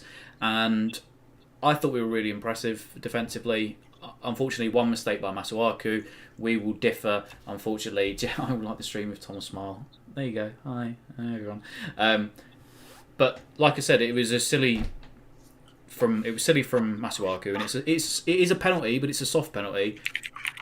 But don't like Salah for the dive, but hey, expect nothing less from him. But no, in terms of actual first half of football, it's exactly what we expected going to Anfield, and I think if we can add Benrahma in the second half, you try and integrate him maybe Lanzini, try to get a bit of pace going forward in the second half, which won't be until the final 20 minutes, at which point we will have our backs firmly against the wall. If they go to the bench and get like a Jota on or someone else, it's going to be tough for us. But we've got some assets on the bench. It's that counter attack, and we've been so wasteful in our counter attacks. There's a couple of times when Fornals had it on the break, no pace, unfortunately, which is the downside when Antonio isn't playing and Fornals is in a wing position, because that's unfortunately our pace and it's not a lot of it. So you're relying on Bowen at that point, but we haven't really seen much of him. So yeah, I've just been disappointed with our counter attacks. The only thing I can say is that I just wish they were a bit more effective. But I realised without having Antonio in the starting lineup that was always going to be the case. So in the second half, we're going to try to look to add some pace with Benrahma. Other than that, I'm not too bothered. I think that was a decent first half from us. We defended well, except for one stupid decision from Masuaku to make that challenge. First of all, James Garner for the 199. Thank you very much, James. Do appreciate it. Our fans would expect Giroud to do the same as Werner. I do think there is a problem with that. We've spoken about it already during the stream. I do think there is a problem with expectations in terms of what Haller / can and can't / should not be doing. I think there's also a bigger problem with what Moyes is expecting him to do, which is more of a problem. Which I understand why he's done what he has done. Personally, I think it's the wrong decision. Tom, question. Who's played the better in that first half, us or Liverpool? Give me your thoughts first, and then let me give you some facts. So just give me one word, and then I'll say some stuff, and then I want your opinion. So Liverpool have had 4 shots. We've had 1. Our shot was the one that went in. They've had 25. They've had 75% possession. We've had 1. Let's have a look at the passing. I mean, they've had 439 passes. We've had 141. We've had no key passes. Like, how do I word this? I see. My concern was going into this game, as I said at the beginning, that I didn't think we had a lot of goals in us because of Antonio being out. I think Haller is a better striker than Antonio, but I didn't think we would set up for Haller. Therefore, we set up for Antonio. Therefore, I didn't think we had the goals in us. Do those stats give you any cause for concern in that sense?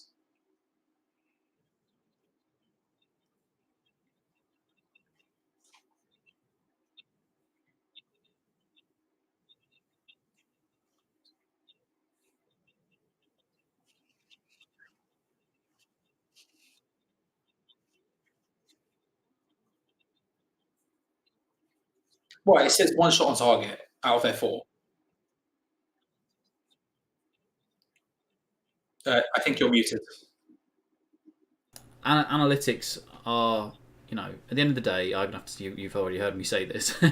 Analytics can't account for us being at 1-1. Analytics, they are what we rely on a lot these days, and that's fair enough. I get that, but I also think that we've actually, it doesn't tell us how well we've defended. Is what I'm trying to say. It couldn't account for us being at 1-1 in this game. Is all I'm trying to say. So, I am. I mean, it can, but what I'm giving you, I know. Stats wise, what I'm giving you are better. stats that sort of lead me to that sort of give you an opposition. I'm challenging your view. Yeah, but you would have to say then, but Liverpool should be better.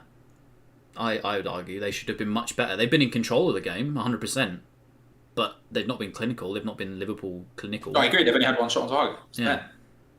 So that I think shows to how good we've been defensively. I agree. I'm just challenging your opinion. I think because what I look at, right, and it's exactly what I was talking about, the idea of I don't think we have many goals in us. I'm just watching that penalty over again. Huh? I was watching that penalty again. Oh, right, okay. I don't think we have many goals in us. How do you think we get more shots on target? What do we do? What do we have to change? When we look at, say, our bench, which, for those who are unaware, Randolph Diop, Fredericks, Yarmolenko, Snodgrass, Lanzini, Benrahma. How do we change that? How do we get more shots away? How to become more clinical on the counter-attack? What do we need to change? Is it formation? Is it personnel? I don't know. I don't know, if I'm being honest. I think, obviously, adding a bit more pace on the counter-attack will help us. But saying that, I can't really tell you what we should be doing, because it's like we can't play our natural how we want to play, or we can't play expansive football. It's just going to be potluck trying to take our chances on the counter attack. And when Liverpool are streaming forward, just being a bit more clinical. But how you do that, I don't know. I mean, you could start with Fornals actually. You could actually start with trying to find a better final ball in. A few times it was just a bit wayward. You can't really slow down because you can't allow Liverpool to get back in, so you're going to have to go quick. But when you don't have the pace, it's difficult. So I want Benrahma on. I want to have a bit more pace. Is the only pace we've really got now on the bench, unfortunately. But even then, I don't think it'll be enough. If we can somehow hold on for a draw at this point, then fair enough. I think it's obviously going to have to be another style Fornals goal, but it's going to be difficult coming. Just have to defend for our lives in the second half. So if you were to make substitutions, who would you make? If you were to make substitutions at half-time, and you can include changing formation in that, what would you do? You can't take Bowen off, because he's literally, like, when we took Bowen off against Man City, it did my nut in. Because he's just got no pace, so you got to keep him on. You can't take Haller off because he's the only recognised striker. So the only legitimate substitution it's got to be to keep the team playing is, unfortunately, hook Fornals. But I mean, it's not a question of hooking Fornals at half time, because we're not going to do that. So it would be taking Fornals off with 75 minutes on the clock if you're David Moyes, and then put Benrahma on for him. Sure, ignore David Moyes. I'm saying if I'm just saying purely on a tactics level. Yeah. If you're going to try and turn this game around, what are you doing? Can be now, can be at 75 minutes. I don't really care. Yeah, if what are you doing to sort of steady that tide, to try and give us that better opportunity? 55 minutes to 60 minutes, I'd go have that. There's Ben Rama. Go. Here's your debut. Go make a name for yourself, kid. So I'd do that. That would be for me. Say again. 4 Fornals. I would take Fornals off. I think it's so difficult because obviously he has scored, right? But he's a help, but he's also a hindrance. And it's nothing against him because I think he's been brilliant the last few months, and he does cop some unwanted slack from sometimes from our fans that for some reason want him to be better. I think he's good enough as he is, but he's playing in an unnatural position potentially for him. And I love his creativity, but when you need pace on the counter, he may be the person that has to get hooked because out of everybody, he is the slowest, unfortunately. So I would potentially hook him for Ben Rama. Well, I would hook him for Ben Rama after about 55 to 60 minutes. What about you? Don't know. That's why I'm asking. I don't know. Because usually in a 5 at the back or a 3 at the back formation, however you want to word it, the wing backs would provide most of the attacking wide play. They would be very dangerous. They'd be getting up there and getting forward. We don't do that. We don't let our wing backs get forward quickly. And that could be a case of just they're not that fast. I think Masuaku's got a bit of pace about him. Kufal, I still don't know. But I don't think they're slow, but I certainly don't think they're rapid. No. It's not like putting, I don't know, flipping. The thing is, though, Brian this is David Moyes' wet dream at this point because he is already in the game and he doesn't have to go for it. And as soon as Liverpool score, it won't be let's make a sub and attack the game. It will be batten down the hatches because that's what he was ready to do against Spurs. He was ready to batten down the hatches at that point. He even said it in his interview afterwards. It was about damage limitation at that point. So if Liverpool score, his mindset will be just damage limitation. The fact that we even ended up, I've just realised we are playing for a mini player here because I accidentally clicked off onto our stream. It is literally it's damage limitation on his part. So for me, you know, what we did at Spurs was a bit lucky in a way. It happened, but it was hella lucky because, like you said, Moyes went for the damage limitation. And that's, again, the 4th time. Gary Fletcher, why do I hate Fornals? I don't. I love Fornals. I was crying for him to start. I don't like him when he's out wide because I think he's so wasted. He's so much better when he's cutting in through the middle. Potentially, like as soon as he cuts in and he gets onto his right foot, his left foot, whatever. He's so much more effective through the centre. Get somebody fast out wide. But if we were a luxury team that could, with, for instance, if Pellegrini was manager and he was, he wanted to play 4 at the back all the time, Fornals would be my central attacking midfielder week in, week out. Genuinely would be there. If he was playing a 4-2-3-1 and he was going with like the standardish formation these days, the bigger teams, the expansive teams want to play, he would be starting every single week for me. No question. But it's when you are trying to counter and when you have that pace, and when you don't have it, it's a hindrance to us, unfortunately. If he can put in 60 minutes every week at that position, then comes off for somebody a bit faster than him, so be it. But at the minute, he's getting like 75 to 80 minutes a game, and there are times when it's like, okay, let's go to the bench and inject some form of pace, which we have, which right now I don't even think we have. If you look at that bench, it's not fast at all.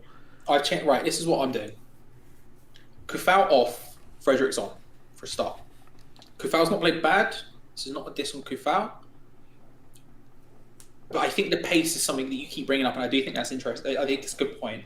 And I feel like, again, one of the reasons I love, for example, if you look at Chelsea's 3-4-3 when they won the season under Conte, they basically didn't even have wing backs at that point. They were almost just wide midfielders. That was just Victor like Moses, track wasn't back. it, that came back. Victor Moses on one side and Marcus Alonso on the other. Ever.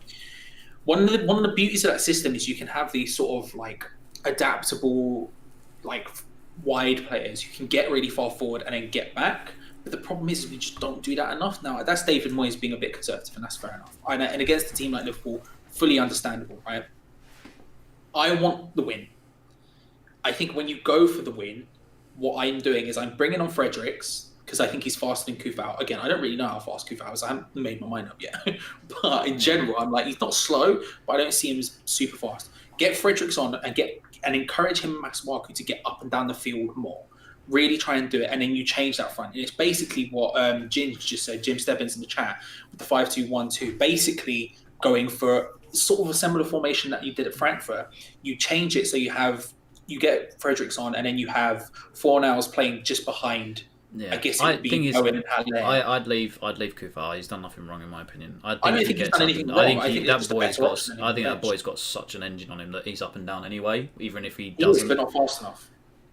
I still think he's got some sort of pace. He's not electric when you compare him to what we have in Fredericks. Of course, he's not electric. But that's what I'm saying. I want. But how about potentially maybe bringing Fredericks on instead of, dare I say, Sebastian Haller, right? Wild theory here, and then play either Bowen Fornals or Ben Rama through the middle as a false nine. And timer. Oh yes, sorry. I agree. Don't get me wrong. I think there's options there, and again, it's nothing.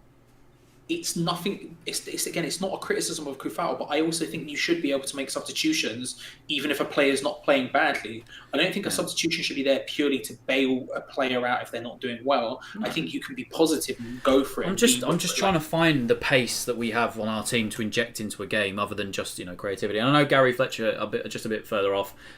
Jim, nice to see you. See you back on the Discord later on, my dude. Thank you for the streams today. Everybody, if you're borrowing a stream from our Discord that's in the description, thanks Jim Stebbins. He's the man to thank. Absolute legend. Quickly, Gary said he's our workhorse.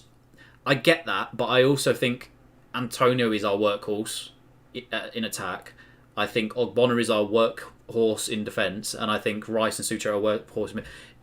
Fair enough, when Antonio's not here, maybe you see it a bit more because he's creating. That's his job. He's a creative player. But I think Antonio is more of a creative, or he is our workhorse that really gets everybody ticking. I don't know. Like I said, I'm all for Fornals. I wish we had the confidence or a manager that wanted to play a system, or even just to say to David Moyes,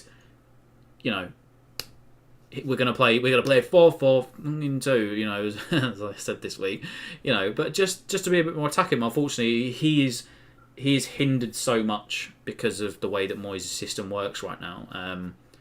So yeah, it's a shame, but I'm trying to be realistic in what I'm trying to. You say to me, how do we? And I'm not talking to you about this, but it's like how do we change the game to get back into it? I'm thinking, well, we need more pace. So therefore, for me, that would be the. I don't think pace is our problem. I think it is one of the problems. I don't think it's the only problem. I think it's easy to point at pace and go, oh, we need more of it. And I think it's definitely correct in a lot of ways. Oh, Mike Monero, hello, Mike. Good to see you, my friend. But Salah and Mane, rapid. Most top teams have fast wingers that are interchangeable either side. I don't necessarily disagree, but I think there are ways you can deal with it just without the pace, but I think it requires a change in. That's why I'm saying tactics or personnel, because I think what I'm suggesting is to sort of work it in a way where you're not necessarily vital on the pace. I think you put Fredericks on one side, you put Masuaku on the other, really encourage them to get forward to give you that pace, to give you that second option, to try and drag people out of position. But really what you're looking for is you're looking for an out ball to Haller. You're looking for him to sort of chest it down or nod it down to Fornals on the second ball, who can then release whoever's next to Haller, be it Ben Rama, be it Bowen, be it whoever. I don't think pace is obviously an unbelievably useful thing to have, Jesus Christ, but it's not the be all and end all, in my opinion. I don't know. We'll see.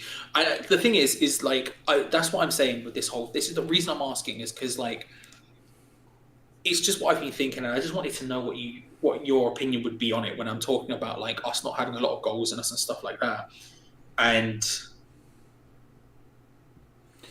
We'll see. I'm not going to say anything yet because I can criticize David Moyes in half an hour. I think I can. I completely agree with you about getting our wing backs bombing forward. That's the only way that we're going to make something from this game as well. That's why this has been so successful the last few weeks, is because our fullbacks have been nothing short of sensational. Really, you could say in the last month for us. All the way back to Wolves, there's been nothing wrong with them. Fredericks obviously, but then got injured, but Soufal has slotted in seamlessly. I don't want to alarm you, Tom, but there is a large spider behind you. Where? It's a bit creepy for Halloween, Mike. How are you feeling about this? Yeah, and I think that's obviously a major part to our game right now, but like I said, we'll have to see how it figures, because we could sit and talk about it for days, but, unfortunately, the man that's in charge of changing it is the one that won't do anything until the 75th minute. But hey, and again, I'm not going to criticise him into it, mainly because I know it's not going to happen. Look at that. This is what I'm seeing on the counter attack. Pablo Fornals is always trying to make his way into the middle of the box as he just gets a toe to it. Oh, Fornals. If you watch him though, his initial reaction is to just stay into the centre here. Again, getting into the box. Just hangs back a little bit at the edge of the box and that's why he's so much better when he's central. It's just, like I said, his initial reaction is to gravitate to the centre of the park. I love to play devil's advocate. I want to see. I'm going to try and quickly Google. I'm just going to remove the time for 1 second, guys. I do apologise, just so you don't have to see what I'm googling. I want to see if his heat map from the last week. Is there a place to search heat maps? Do you know? There is, but I don't know what it is. To play devil's advocate. You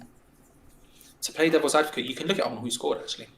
If you go who scored, go to the match, then onto the match center of the last game, then you can look up heat maps there, and you can individually click which player's heat map you want to see. To play devil's advocate, he's playing wide and he's still ended up central. So why does he need to play central if he's already doing it while he's playing wide?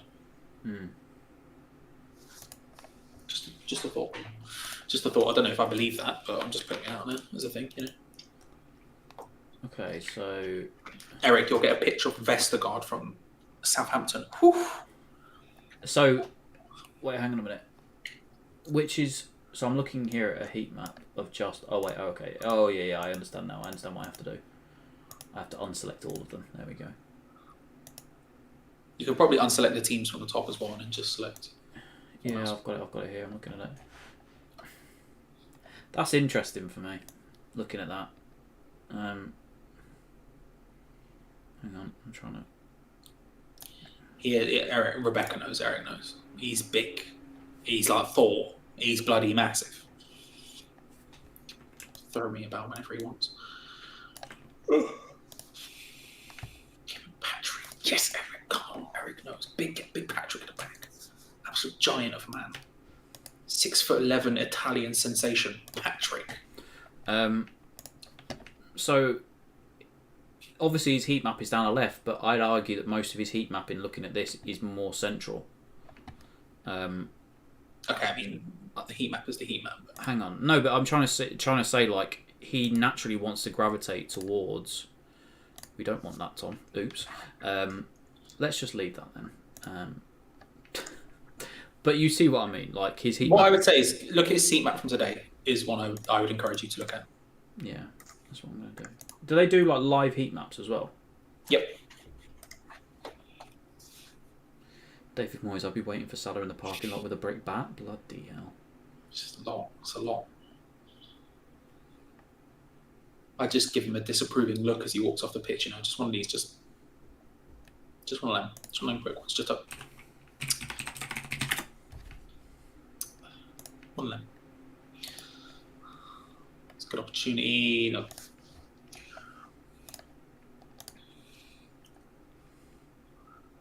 Masuaku playing suicidal football there. Yeah, Fornal's heat map from today is more central. Way more central. He's all over the shop. He's way more central. Arthur's looking to Urbane. But what you have to remember as well when you're looking at a heat map is you're looking at it over the course of an entire game, and he will be more defensive than he will be attacking. Yeah. So when you're saying he takes up more central positions, that will be purely in an attacking sense. But what I'm saying is his heat map is that whereas when on City there was clearly a lot down the left and then most in the middle and none on the right. In this one, it's literally pretty much near on all central is his heat map. I know. I'm backing you up there. I'm just saying when you look at a heat map, you have to remember it's over 90 minutes. And say like in a game like this where we're 75%, we're currently 75% possession. It will be a lot of that will be his defensive side as well. So I'm just saying when you think about a heat map like for last week, for example, it'd be similar. Will have high possession. Whoa, Alisson has wildly come for that. Holy crap! I'm backing him. Enjoy this. Do you think that Firmino is good enough to play in this Liverpool team, especially with Yosso and Minamino? Yes. Hundo. Very underrated at what he does. Doesn't maybe agree. score any week, but he's the glue that holds that front three together. Without him there, they don't tick for me. His passing ability, he's strong on the ball. He's not fast enough sometimes, but it's everything else, the intangibles that he brings with his game that just... He can be quiet some weeks without actually noticing, but he's so integral to helping Salah and Mane do what they do, basically, is what I'm... Unselfish at times. Amazing. I think he's amazing. I think he's one of the most underrated strikers in the league in terms of what people think of him. I think people often look at him and we're like, oh, he's the weak link up front. I'm like, you're just wrong. You're just wrong. NH Hammer, Nobby Stars a good inning, 78. Yeah, we had a little minute silence from at the start to time with the players. It's a shame. They are, unfortunately, I don't know who's left really from the 66 team now. It's Jeff Hurst and Bobby Charlton, I think. Obviously, I don't know. Jack Charlton's gone this year.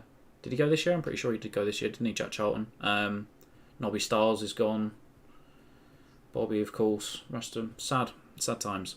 Obviously lost a few legends this week, as we said before the game. Sean Connery going today. Bobby, the ball duo. That's a foul, surely, ref. Thank you. 2020, man. 2020 can suck my dick. Going out on a limb here, it's been a bad year. What do you know, hey, 2020? 2020 has not been the one. Martin Peters, of course, yeah. Score for all, Ryan. It's on your screen, my friend. There is a shot of Mikel Antonio. The top scorers in the league since June 17th is Harry Kane with 12, Mikel Antonio with 11. Viva the boy, soon becoming our... Sunny day in Norwich. Sunny day in Norwich. Viva becoming our top goal scorer in Premier League history eventually, when his hamstrings decide to be normal again. We need a rice special. Well, what are you thinking? I'm gonna lob this out here. What are you thinking? Pilau? Egg fried? I could go for an egg fried right now. I'm gonna lob this out here. I just want your opinion. Okay. I'm saying Ray, you've heard Ray say this, but I just want to talk about it publicly. Mm-hmm. You've heard Ray say this on Two Spanners, One Hammer, the Patreon exclusive podcast, the Hammer's chat. You can find it in the description below. Selling Antonio in January, thoughts? Selling him in January while his price is a little bit higher. The worst decision in the world. The worst decision in the world. Who's your backup striker at that point? Is Haller and no one? Well, you'd replace him, would be the idea. Why? What is there to Ray's- get? You ain't going to Ray- get that much for him. Huh? You ain't going to get that much for him. How much would it take to sell him? Nothing. I won't get rid of him. It doesn't make sense to me. 15 million. No. 20 million. I would argue that he is priceless to us right 25 now. million. Nope. 30 million. No, I think he's priceless. I don't think you... if somebody comes in with any offer, you keep him. 35 million pounds for Mikel Antonio. No, because it just ain't going to happen. So for one hamstring 30-year-old. No, because Mikel you can't say that money's going to get reinvested in a striker that's going to do the same thing for David Moyes' team as what Mikel Antonio does. For me, he's 40 million. No, because I'm saying literally he's priceless. There's no money you could... 40 million pounds. Yes, yes. 45. No, it ain't going to happen. 50. Well, look, you're talking stupid numbers now because it's... I want to know where you would say yes. I wouldn't sell him. He's literally priceless. 100 million. Well, obviously at that point, you can pack his bag. Right. I'll send him on his 55. way. But 55. No. 60. No, because anything less than 100 million, he's priceless to us. It's 95. No. 98? No. 98 million. £284,455 and 12 pence. Is it over 100? No. Then fuck off. 999,000. No. Look, as Eric said there, as Gio says, everyone has a price. I get that. Fair enough. If we're talking realistically, what's his price? 20 to 25 million, right? But I'm saying you know he doesn't. You don't ever get rid of him because he's priceless for what he does. That's all I'm saying. I think he may not be the most well liked between us two specifically in what he should do, but I think what he offers you is priceless. And I wouldn't get rid of him for anything. Nobody else can do his job. Nobody else can do his job. 25 mil. He's out the door for me.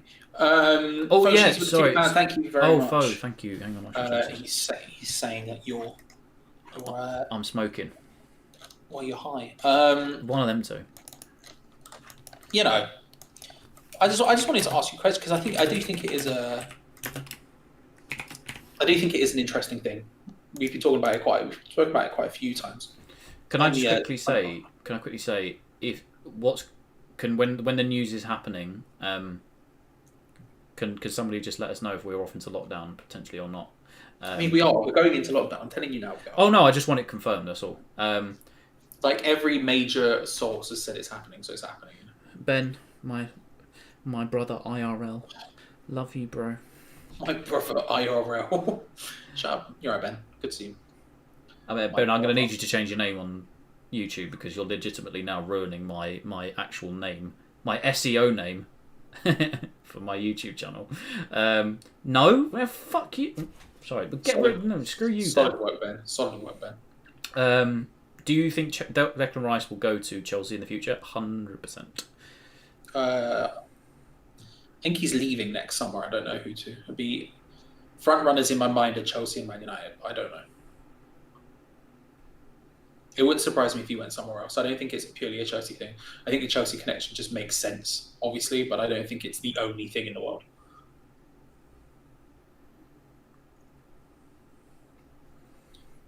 Fabianski trying to hit Haller and just couldn't do it. It was interesting just getting a zoom in on Haller and watching him walk about, basically tell people what to do. The thing is about playing like this is it's almost more frustrating being Sebastian Haller than it is watching Sebastian Haller, if you know what I mean. Like, he must be absolutely fuming almost all of the time that he's set there not being useful, you know? Can we just appreciate that whenever Clips disappears, David Moyes appears? I see you, Clips. I know it's you. I know you're David Moyes. I know you're David Moyes. I mean, you start to sound like Adam Frankel now. Have you told Clips about that? Oh, I told you. Yeah. Okay, I sent Clips the screenshot. Oh, Cresswell's knee. Oh my God, Cresswell's knee. That's bad. That's really bad. Or is his groin? Groin. That looked nasty. Or as David Moyes just wrote in full caps, crotch. That's a groin right there. That's a groin gone. That was nasty. He does like the splits almost there coming for. Oh yeah, there's your groin. That's gone. That's gone. That's such a shame because he's actually been playing really well at left centre half for us. Yeah. That's especially today. I've really liked his attacking output today. Yeah, that's just unfortunate. I think he's at that point of his career where the centre half is more suiting to him, but it's a Diop to come off the bench at this point. Yeah, so we've got Diop and Fredericks on the bench as defenders. Other option, you put Declan Rice back there, bring on Snodgrass, Lanzini or something. I don't know. There's Ben Rama. Come on. Ben said apparently he's soldiering on. Ooh, interesting. Haven't seen that yet because we are about 20 seconds behind everybody else, obviously. You can't injure your crotch. Yes. I actually think we're dangerously in time right now as well. Me and you? Yeah. What time are you on? 64, 18, 19, 20. Wait, you're on 64 seconds? No, sorry, 63. Oh, I was going to say, like, bloody hell. 20, 27, 28, 29. Yeah, you're a second behind me. There we go. Things you don't love to say. No, I'm joking. Cresswell's still going, but you can drive a bus between his legs. Is it a bus driven by Steve Mothersole by any stretch? Oh, what man. What host. Been on boats. Met him. Look at that. Clips reappears quick before he dips again back to his David Moyes account. See you, Clips. I see you. You love a conspiracy theory. You're just obsessed with it. Jet fuel can't melt steel beams, baby. Oh my word, we're having a sub before the 70th minute. Well, I mean, this is still. Listen, he's being told. That doesn't mean he's going to come on in the next 5 minutes or so. Oh my god. We'll see what happens. I don't believe it until I see it. You know what I mean?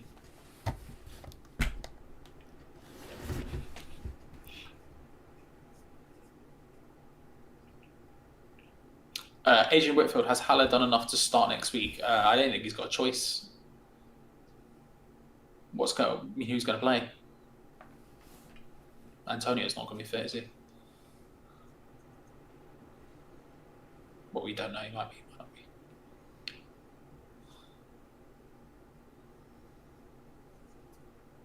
I'd also find it interesting to see what he does with Yarmolenko, where he'd bring him on and who he'd bring him on for. You ready for this dangerous suggestion, Tom? Bring him on for Cresswell. No! Oh! Bring him on for Cresswell. Yeah, but that means going forward at the back, and then that means ultimately ending up throwing the game away. Yeah, exactly. How mad do you want to get? Let's go for it. If it was me and you, yeah, let's do it. But no, it's not happening, is it? People in the sub bingo are all you're all wrong. David Moyes has done you all. David Moyes tuned in last week, saw the sub bingo, and thought, "Ha, got you all." Unless Kevin Nolan is also playing a cheeky bit of sub bingo himself, and is now going to explain the instructions for the next 10 minutes on the touchline. I did say it wasn't happening just yet. You said 74th, didn't you? I said 79. Somebody's got, Rabbi's got, you got the 76. Boot has got the 71st. So Boot at the minute, I'm pretty sure, is closest. James, why did Fornals pass it? Haller's fault, probably. Do you know what I found interesting about the running stats? When people say that Haller doesn't run, his running stats are actually very good. Yeah. People don't know what to talk about. That's the answer. What? I didn't say that. Who said that? Not me. I'm going to beat myself now. So if that's the case, then if Haller is the one that's coming off, it would be for Yarmolenko, and I would say Benrahma for Fornals. Roxanne, you're a Liverpool fan. Welcome, Roxanne. Welcome. Get involved. Love to have the opposition fans every week here. Charlie, that looks really strange. Whatever you're doing right now, that really looked sus under the screen. I just want you to know.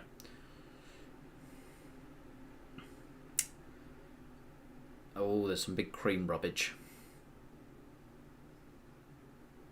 My hands are really dry because we haven't had washing up gloves for the past week and a half. So I've just been washing up with my hands, and my hands are incredibly dry and painful because of it. Why did Fornals actually not pass that real quick? What a flick on by Haller, by the way. Something else that he does well, and then he just doesn't even. All he has to do is square it to Jared Bowen. Again, we say that in the heat of the moment when we look at it in a slow motion replay, you know. Miggsy had the 68th. Oh, bet you did, Miggsy. Bet you did, mate. Bet you did. Yeah, Liverpool fans in the chat, welcome. Jay Run, big Liverpool fan here. Great to have this. Hey, no worries, man. No worries. Glad to have you in. Yeah, Haller really does split he does split it right down the middle, doesn't he, with West Ham fans, unfortunately. It's because of the running thing.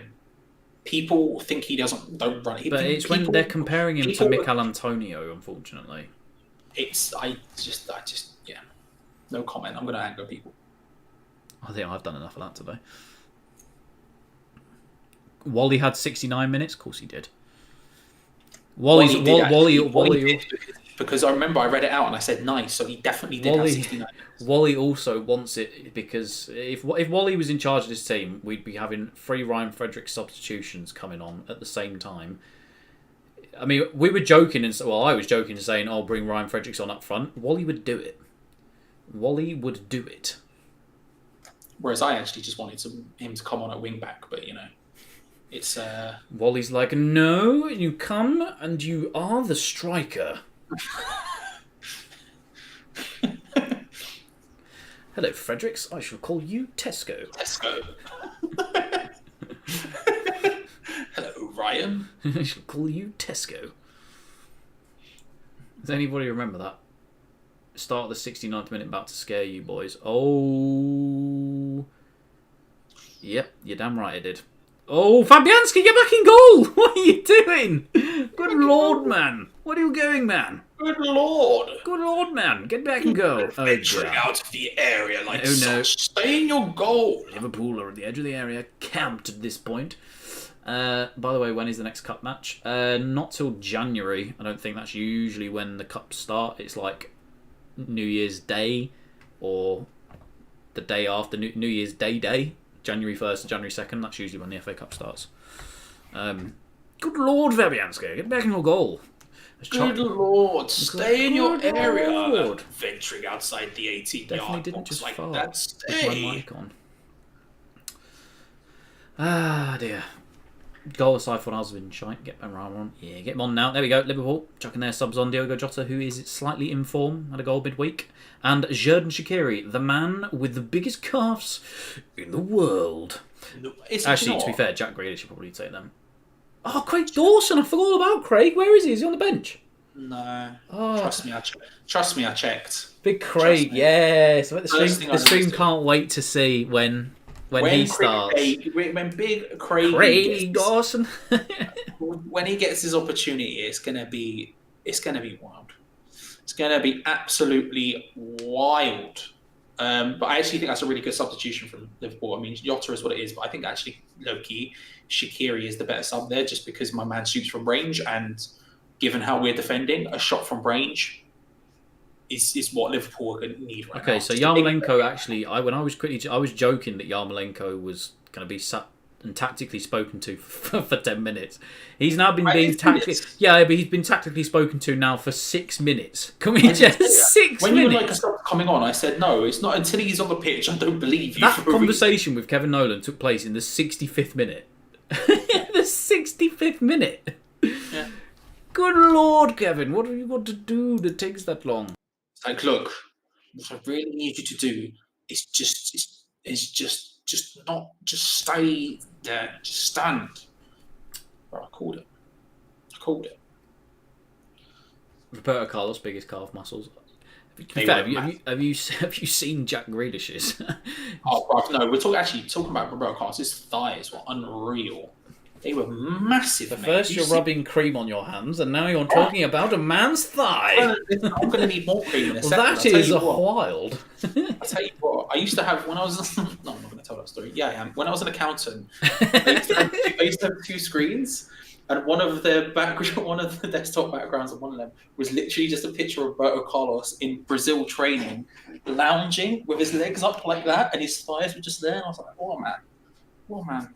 Anyway, that's me. Yeah, Jack Grealish's are like, I reckon he just wears his he wears his socks down short. His socks down short, just to show off his calf muscles. Mm. I mean, they are literally massive. They are. Yeah. I didn't realise how big they were till the other day when I saw them. I was like, ratted. They are massive. That's true. We are massive. Come on, you irons. Excuse me. Oh, get Big Craigie. Get him in the squad. Okay. 8 minutes have now gone past since Yarmolenko had his talking to. Loki, just for a second, right? Imagine spending most of the summer chasing a £30 million centre back because you were so desperate to get a big name centre back, and then your backup option who you signed on loan from Watford doesn't even get in the matchday squad. Imagine the scenes. Is he fit? I imagine he's fit. Yeah, he's fit. He's just not in squad. Ui, Salah.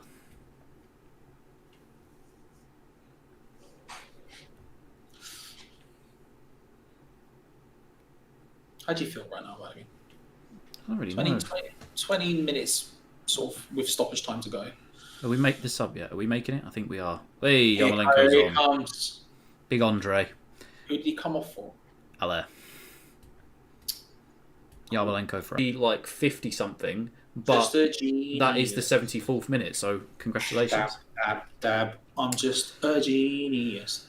I mean, Jazz has just messaged saying cheating diving Canuts into fan reactions on WhatsApp. I did see him. So Jazz is happy, ladies and gentlemen. So it looks like who is through the middle? It is Yarmolenko. Yarmolenko now playing through the middle. Well, at least he learned that lesson. Congrats, Eric. Congrats. He's You already have a vase, sorry, so we can't get you one, but well done, Eric. Fair play, Eric. Fair play, Eric. From one vase to another. What do you say in Sweden? What do you say? Hello, my name is Eric. No, what do you say for thank you? Like how skål? Is that it? Skål? Skål, Eric. Skål. Let's see how well I've done that. Skål. Skål, Eric. Skål. Stop shouting that. Skål. You don't even know if you're right. You're just screaming it. If you want, it is skål. Let's go. I want a vase. I want a. Let's go. Let's go. Skål for fan. For a fan. Pedro, I'm not going to read that one. Seaside, I'll try again. What are Haller's 5 most valuable contributions in 75 minutes? 1. Annoying you. 2. Annoying the other guy who really hates him in the chat. 3. At Rex. 3. Don't care. The other 2 are more valuable enough. Get him back on. Sub him back on now. Let's get him back on.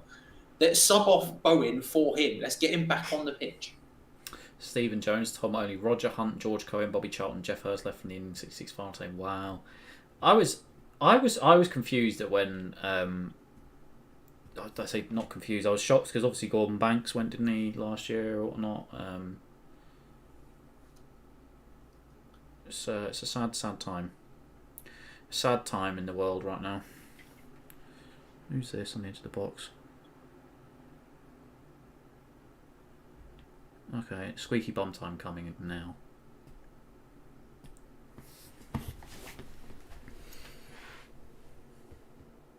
I like when Tom notices something in the chat, he zooms in. I mean, that is a foul on Fabianski. That is a foul on Fabianski. When Tom sees something in the chat, he's... I mean, this is what I'm saying, and it go fucking back my conspiracy up. It's just ridiculous. That is a foul on the fucking keeper. That cannot be a goal. We'll see. Let's see what This happens. needs to be checked. That cannot be a goal. That is a foul. So Curtis Jones is storming through. He clicks it back across to Mane, shoots. It's a good save originally by Fabianski. If that gets given as a goal, I'm fucking done with football. Mane If that charges gets in. given as a goal... So Fabianski can't quite get there in time. Ogbonna and Mane are both flying. It doesn't matter, Jamie Carragher. That's a fucking foul. To try and get the ball. Neither of them can make it. Neither can Fabianski. It rolls to, I think Jota. Jota, yeah, who just puts it in.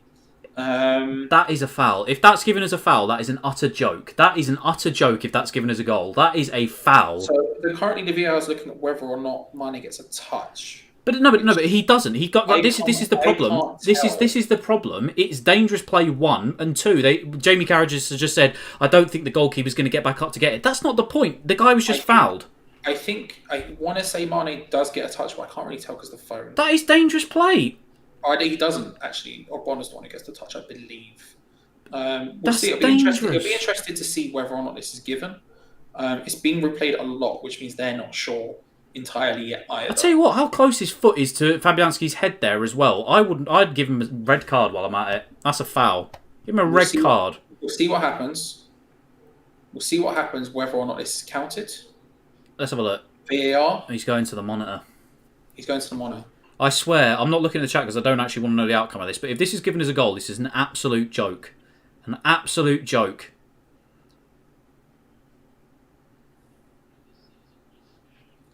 I just don't like referees going to the monitor. It's dangerous. It's dangerous. It's just such a waste. I don't know why I just went full Conor McGregor there. It's dangerous. I'm dangerous with both hands. I'm sorry. Right, please, Kevin Friend, do not bottle this decision. What's he given? Foul. No goal. Well done. Well played, ref. Well played. So now what I'd like you to do is rescind what you said about this proves your things. That's absolutely fine. I will rescind it. But there we go. Let's just chill out, Tom specifically. But it's true though. It is absolutely true. It's not true. It's a good. What I'll say, it's a good finish by Jota at the other end of it. But it's one of those situations where I tell you what, that's a red for Mane. Okay, I disagree with the red card. I think Mane has the full right to go for it. I do think it is recklessly gone for though. And I think he's under pressure from Ogbonna. I think he equally is probably at fault in that sense, to be fair. But it's not a red card. It's not a goal. It's still 1-1 with 10 minutes to go. Stan, that was a quality McGregor impression. I do try. He does do a good McGregor. Tom, is that a red card? Just for you, that one clips. Also, Chippy, can I just say the ref is given lockdown? Lockdown! Oh, yeah, I love that. Lockdown. Love that. Absolutely love that. Yeah, that's funny. Well, I mean, to me it's funny, but I'm a child. I really am. You're 25 years old, Tom. Yeah, come on. Oh dear, funny. VAR owed us that. Yeah, I know. It's been a long time coming, isn't it? So it's 1-1. 10 minutes to go. 10 minutes to go. There you go, Miggsy. Love that. Studs in, nowhere near the ball. Why isn't it a red? It's true. Legitimately. I really would give Tom Legitimate. control of this one, just so he could just calm, you know. Okay. Hello, everyone. Tom's a really nice boy. I really like him. He's a good lad. He's very passionate about his craft, and that's something I appreciate. You know. Yeah. So many passion. Okay, we are in the 81st minute, and we will be getting at least about 5 minutes of added time because of that. Time to get Ben Rama on, David Moyes. Do we see Ben Rama? Mane elbows on Tierney last month too. Listen, I don't want to say it any more than I have to, but it's all a bit funny if you ask me. Somebody needs to be checking who's in there, eh? I reckon Rafa Benitez is in charge of the monitors, eh? Kenny Dalglish is in there, see? Hopefully future West Ham manager, Rafa Benitez. Careful, Jazz may be lurking. Yeah. Jazz would like him. He plays defensive football. Jazz may be lurking. It's like the alien. He's like the xenomorph in Alien. Look at Liverpool. They're all just sat complaining about the fact that they want a foul. Oh, is the ref not helping you out anymore? Have they gone against you? What a shame. I just can't believe it. Has the ref gone against you? Oh, what a shame. What a shame. Jurgen Klopp's there, you know. Hey, hang on a minute, ref. We've given you 20 quid before the game.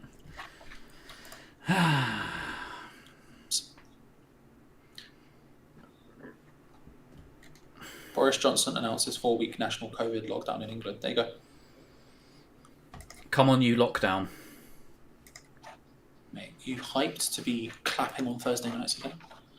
I mean, if we're talking about political stuff for a second, I don't know why I've brought this in, but I definitely should. No, because I ain't going to talk about politics. It's the right thing to do, going back into lockdown. If we're being honest, to stop the spread of it, it's the right thing to do. But hey, because it's Boris Johnson, he's going to get absolutely lambasted for it. Unfortunately, because I want to say stuff, but I'm not going to. You don't? Do you not think we should be going back into lockdown? I think we should have been in lockdown weeks ago. Okay, yeah, so do I. I think we should have been in like a worldwide lockdown. Everybody just close their borders off and just keep everyone out and try to contain it in every country as possibly as we can. I shan't say anything because I feel like it's just a fool's errand.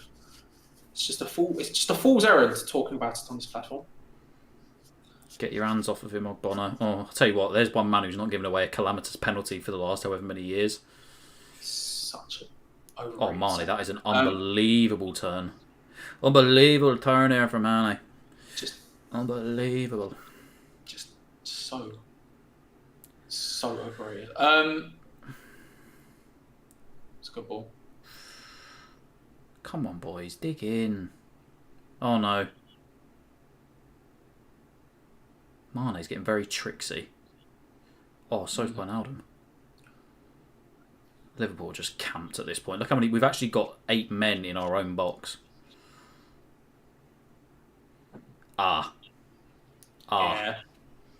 Yeah, no doubt on that one. 2-1.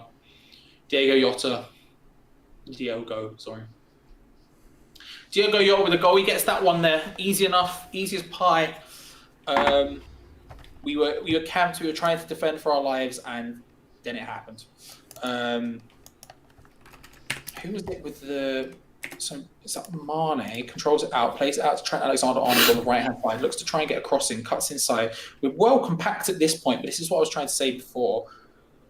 Is that Shaqiri with the through ball? I think it's Shaqiri with the through ball to Jota. I think it's Mane who leaves it. Mane's offside, but he's not interfering there. Yeah, he just lets Jota go through, who just has an easy job to put it through. It is Shaqiri with the through ball. Great pass from Shaqiri, to be fair. And Jota, great finish. 2-1, easy as you like. Easy as you like. Like I said, we do look good organisationally, but all it takes is one good thing to make us look a bit of a mess. And that was a great through ball, to be fair. He found the space, but... Great ball from Shaqiri. To be fair, though... It's probably too easy, but it is what it is. Like, they are very good, isn't it? It's an excellent ball, reverse ball to find through the space. This is going to end 3-1, because now we're going to somewhat go for it. Us, go for it. No, we're not. You're wild. You've got 5 minutes to dig in here. I'm not looking at the chat for these next 5 minutes. Sorry, chat. I've actually closed you. And you can see Charlie here on Discord. Oh, actually, no, wait. No, I don't think you can. No, you definitely can't. Bye. I've closed the chat, so if anybody does say anything directed towards me, I'm awfully sorry. If you wish to insult Tom, now's the time. You won't see it. Oh, Tom. Rebecca said you're on mug. She listen. Expected.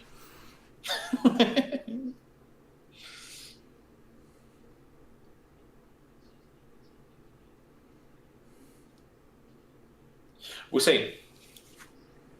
5 minutes to go. 2-1. Plus injury time, which should be. So there's about 10 minutes left, I reckon. Still no Ben Rama. We'll see what happens. I feel, again, I don't know. We'll see what happens. My heart wants to say I still feel like there might be something left in this game. But I do think it requires making a sub now because we are static otherwise. Rebecca says, tell Tom I think he's an okay person and then put a heart. You go. Just relaying the information. And Jeffrey Steady said, well, that's rude, Tom. I have positive things to say about you. Always. But then didn't actually follow up with any positive things. There we go. Double substitution. 10 minutes too late. Double substitution, Lanzini and Benrahma coming on. Come on, Lanzini, do the same thing you did last time, says David Moyes, expecting the same result, doing the same thing twice. No, you can't take your shirt off for Liverpool. If it was a 94th minute winner now against Liverpool, there's something to be had there. Well, we also were 3-0 down there. Yeah, that's what made it extra special. £3 donation from Foshizi. Thank you, Foshizi, who just says Benrahma time with the big thumbs up. Here he comes.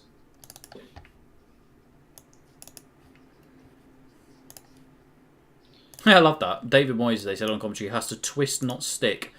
In the 88th minute, who's he taking off? Masuaku. And Bowen 4-0 survives. Would you believe it? Man's just a twat. Can I say this? The correct decision, but we'll move on. Man's just got no idea, babe. Seaside Hammer. Charlie, please be objective with me, Ari Haller, rather than having a preconceived idea about me and why I'm asking. Cheers. I don't have a preconceived notion about it, Seaside, to be honest with you. I don't have any problems with you. I think you have a problem with Haller, and I think you're wrong, but I don't think there's any preconceived notion here because you've just spoken about Haller, so it is what it is. I think Sebastian Haller is the best striker we have. I think he's one of the most technically gifted players we have. I think he constantly gets put in a position where he shouldn't be because that's just dumb, but that's the way David Moyes rolls. I just think that's what he does. And to be fair, I don't necessarily think James Milner on to set up shop. It's a beast of a man. I think in reality, when you look at Haller, when you look at Moyes today, I understand perfectly why he made the decision he did to play the way he did with Sebastian Haller, but I don't think you can look at it as if that's the right thing to do. I think that's insane. I think that's stupidity. I think, look, Haller is a different style of forward. You can't put the same style of forward in Antonio's shoes and go do Antonio's job in the same way that you couldn't put Antonio in Haller's shoes and ask him to do the same thing. It's dumb. It's just dumb.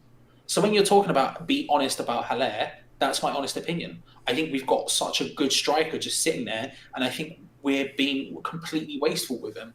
I think he gets judged too harshly because of his price tag, and people go, he should be running like Antonio, when that's just not his thing. Tifo did that great video that said, instead of playing with 3-5, whatever we play, however, whatever it is, or 5-2-3, or whatever that is, yeah. Tifo said the best way to get out of Haller is play 2 up top, 1 in behind the striker, get your wing backs bombing on and give him that support out wide, but also have people that are close in and around him that can A, feed off of his knockdowns, and B, be able to slip him in behind. That's why that 3-headed monster of Rebic, Jovic and Haller works so well. So in reality, maybe the best thing to do is to have a similar sort of system that works here like that, but we won't do it. But that's fair enough, because that's David Moyes' fault. But when people say, oh, you're not getting the best out of him, actually play to the guy's strengths, and you may actually start to see him actually start to perform, you know, because technically he's one of our best players at the club. But I agree, and if you think Haller's useless, that's fair enough. I think you're forgetting the beginning of his time here, where he was absolutely lethal. Basically, you put him in the 6-yard box and he was scoring the goals for us. Oh, look at that, David Moyes! He's had to switch to 4-4-2, ladies and gentlemen. You love to see it. I would also say, England, if you think Haller is useless, watch him literally anywhere else apart from here. What's the difference? Oh, they play to his strengths. It's weird how that works, isn't it? But look, that's just what it is. That's just what it is. When you say he refused to work hard, you're wrong. Like, you just are. Like, if you want to get aggro about it, we can. Like, you're just wrong. You're just. I mean, it's just wrong. It's just wrong. If you want to get political, we're not going to have to bring the chat back up. Let's quote Edmund, man. You're just wrong. I'm not going to have to bring the chat back up just to back my guy. But it is what it is. It is what it is. I don't mind. I genuinely don't mind if you disagree with me about Sebastian Haller. It's calm. It's not a deepness. Got it. I was supposed to play against you for the change. Running is a basic attribute. I think you're on drugs, mate. Haller is useless. I don't mind. Your alone attitude stinks. Get him out of the club. No, he's not alone, because I agree with him, and there's many other people in this chat that agree with him as well, I'd say, Bonnie. It's actually, if you understand football, is actually a very just normal... I would advise you to go and watch the Tifo video on Sebastian Haller when we signed him. If you use him to his strengths, he will score goals. It's almost like as if the same thing with Luka Jovic, and you can say, well, he's not played well at Real Madrid. I wonder why, because he's not playing to his strengths, and he's quiet. It's it's. I mean, hey, but it's like so many other players, but it's just the way it is. I don't need to.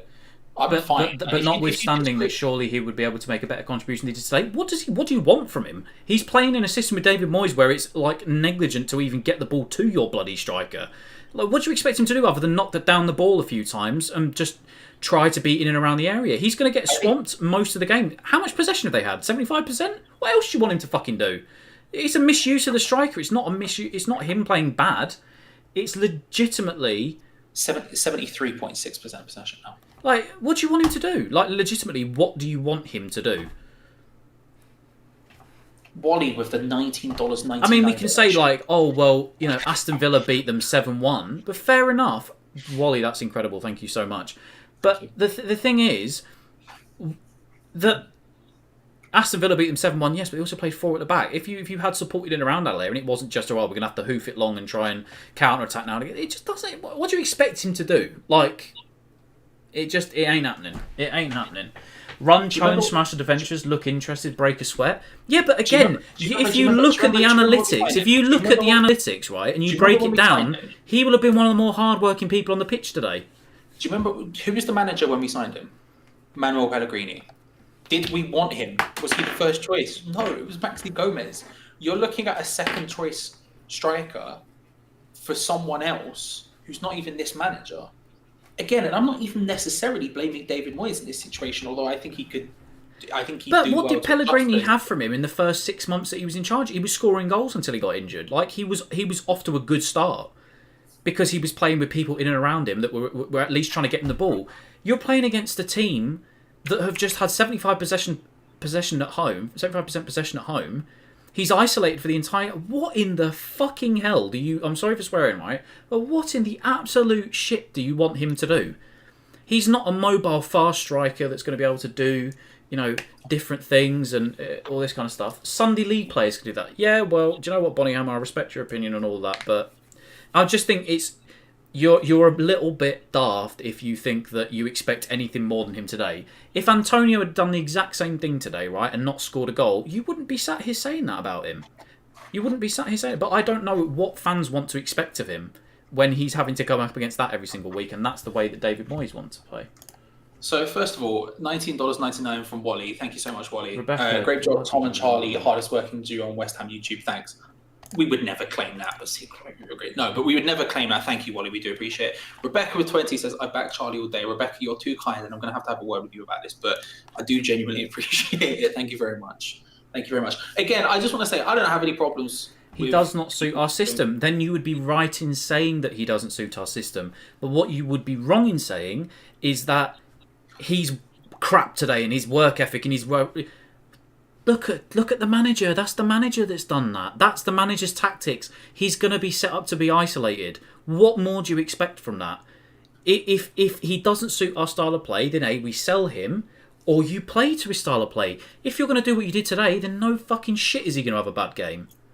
Honestly, it finishes Liverpool 2, West Ham United 1, Owen. Difficult game, lads. Very well played. Quickly, Charlie, thank you, Owen. You've been out-donated. Wally, you've been out-donated. You're welcome, Owen, to come back at the reverse fixture and any other time, of course. Always welcome. Well played. It ends 2-1. Tom, final words before we pass it over to Gio for the live review. Thank you, every single person. We had an attack from the National Front earlier, hence why there's so many dislikes on this video. So if you haven't already, just drop a like on the video, because there was a load of, I imagine bots came in, which was from, the National Front for some random reason, and that's why there's so many dislikes on it. We had to shout out to Rebecca and Charlie, who would basically... Massive thank you to Rebecca for helping out with that. Yeah, because it basically derailed the stream at the start, so thank you so much for that. I'm like I said, I'm not angry at today. I'm just it's like Rebecca says. Like Rebecca says there, lazy isn't an argument. I back that. But no, it was a good game. Shout out to Fo Sheezy for £10. Thank you so much, Fo. Way too kind. Way too kind. Thanks, Mike, everyone, Jim, everybody else that's joined. Just 3 more likes before we can leave. Just we get above 100 likes. But just quickly. Well played to Liverpool. They're champions for a reason. They come back into it. They just well done by them. But yeah, National Front, bloody hell, what did I miss? Skip to the start of the game, and it was just a full blown attack from the National Front, legitimately in the live stream.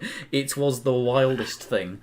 I will say this: if you don't like Sebastian Haller, you'll enjoy the live chat on the review. Currently, if you are a Sebastian Haller fan, there's people to have a conversation with right now in the live chat. Here is the link. Tom, what is the phrase that you want people to go and say in the live chat? Do I dare say cheats? You can lob cheats in there. Everyone click on that link, go watch the review with Gio and potentially Gonzo live. I don't know if in Gonzo's full there. caps, just go and chuck that in. Lob cheats in. Thank you very much for watching, everyone. Thank you for donating. Thank you, Fo. Thank you, Rebecca. Thank you, Wally. Thank you, James. Thank you, Eric. Thank you, everyone, for donating. Thank you, everyone, for joining us. We really do appreciate it. Go watch the live review now with Gio. Enjoy it. Cheers, and we will see you next time.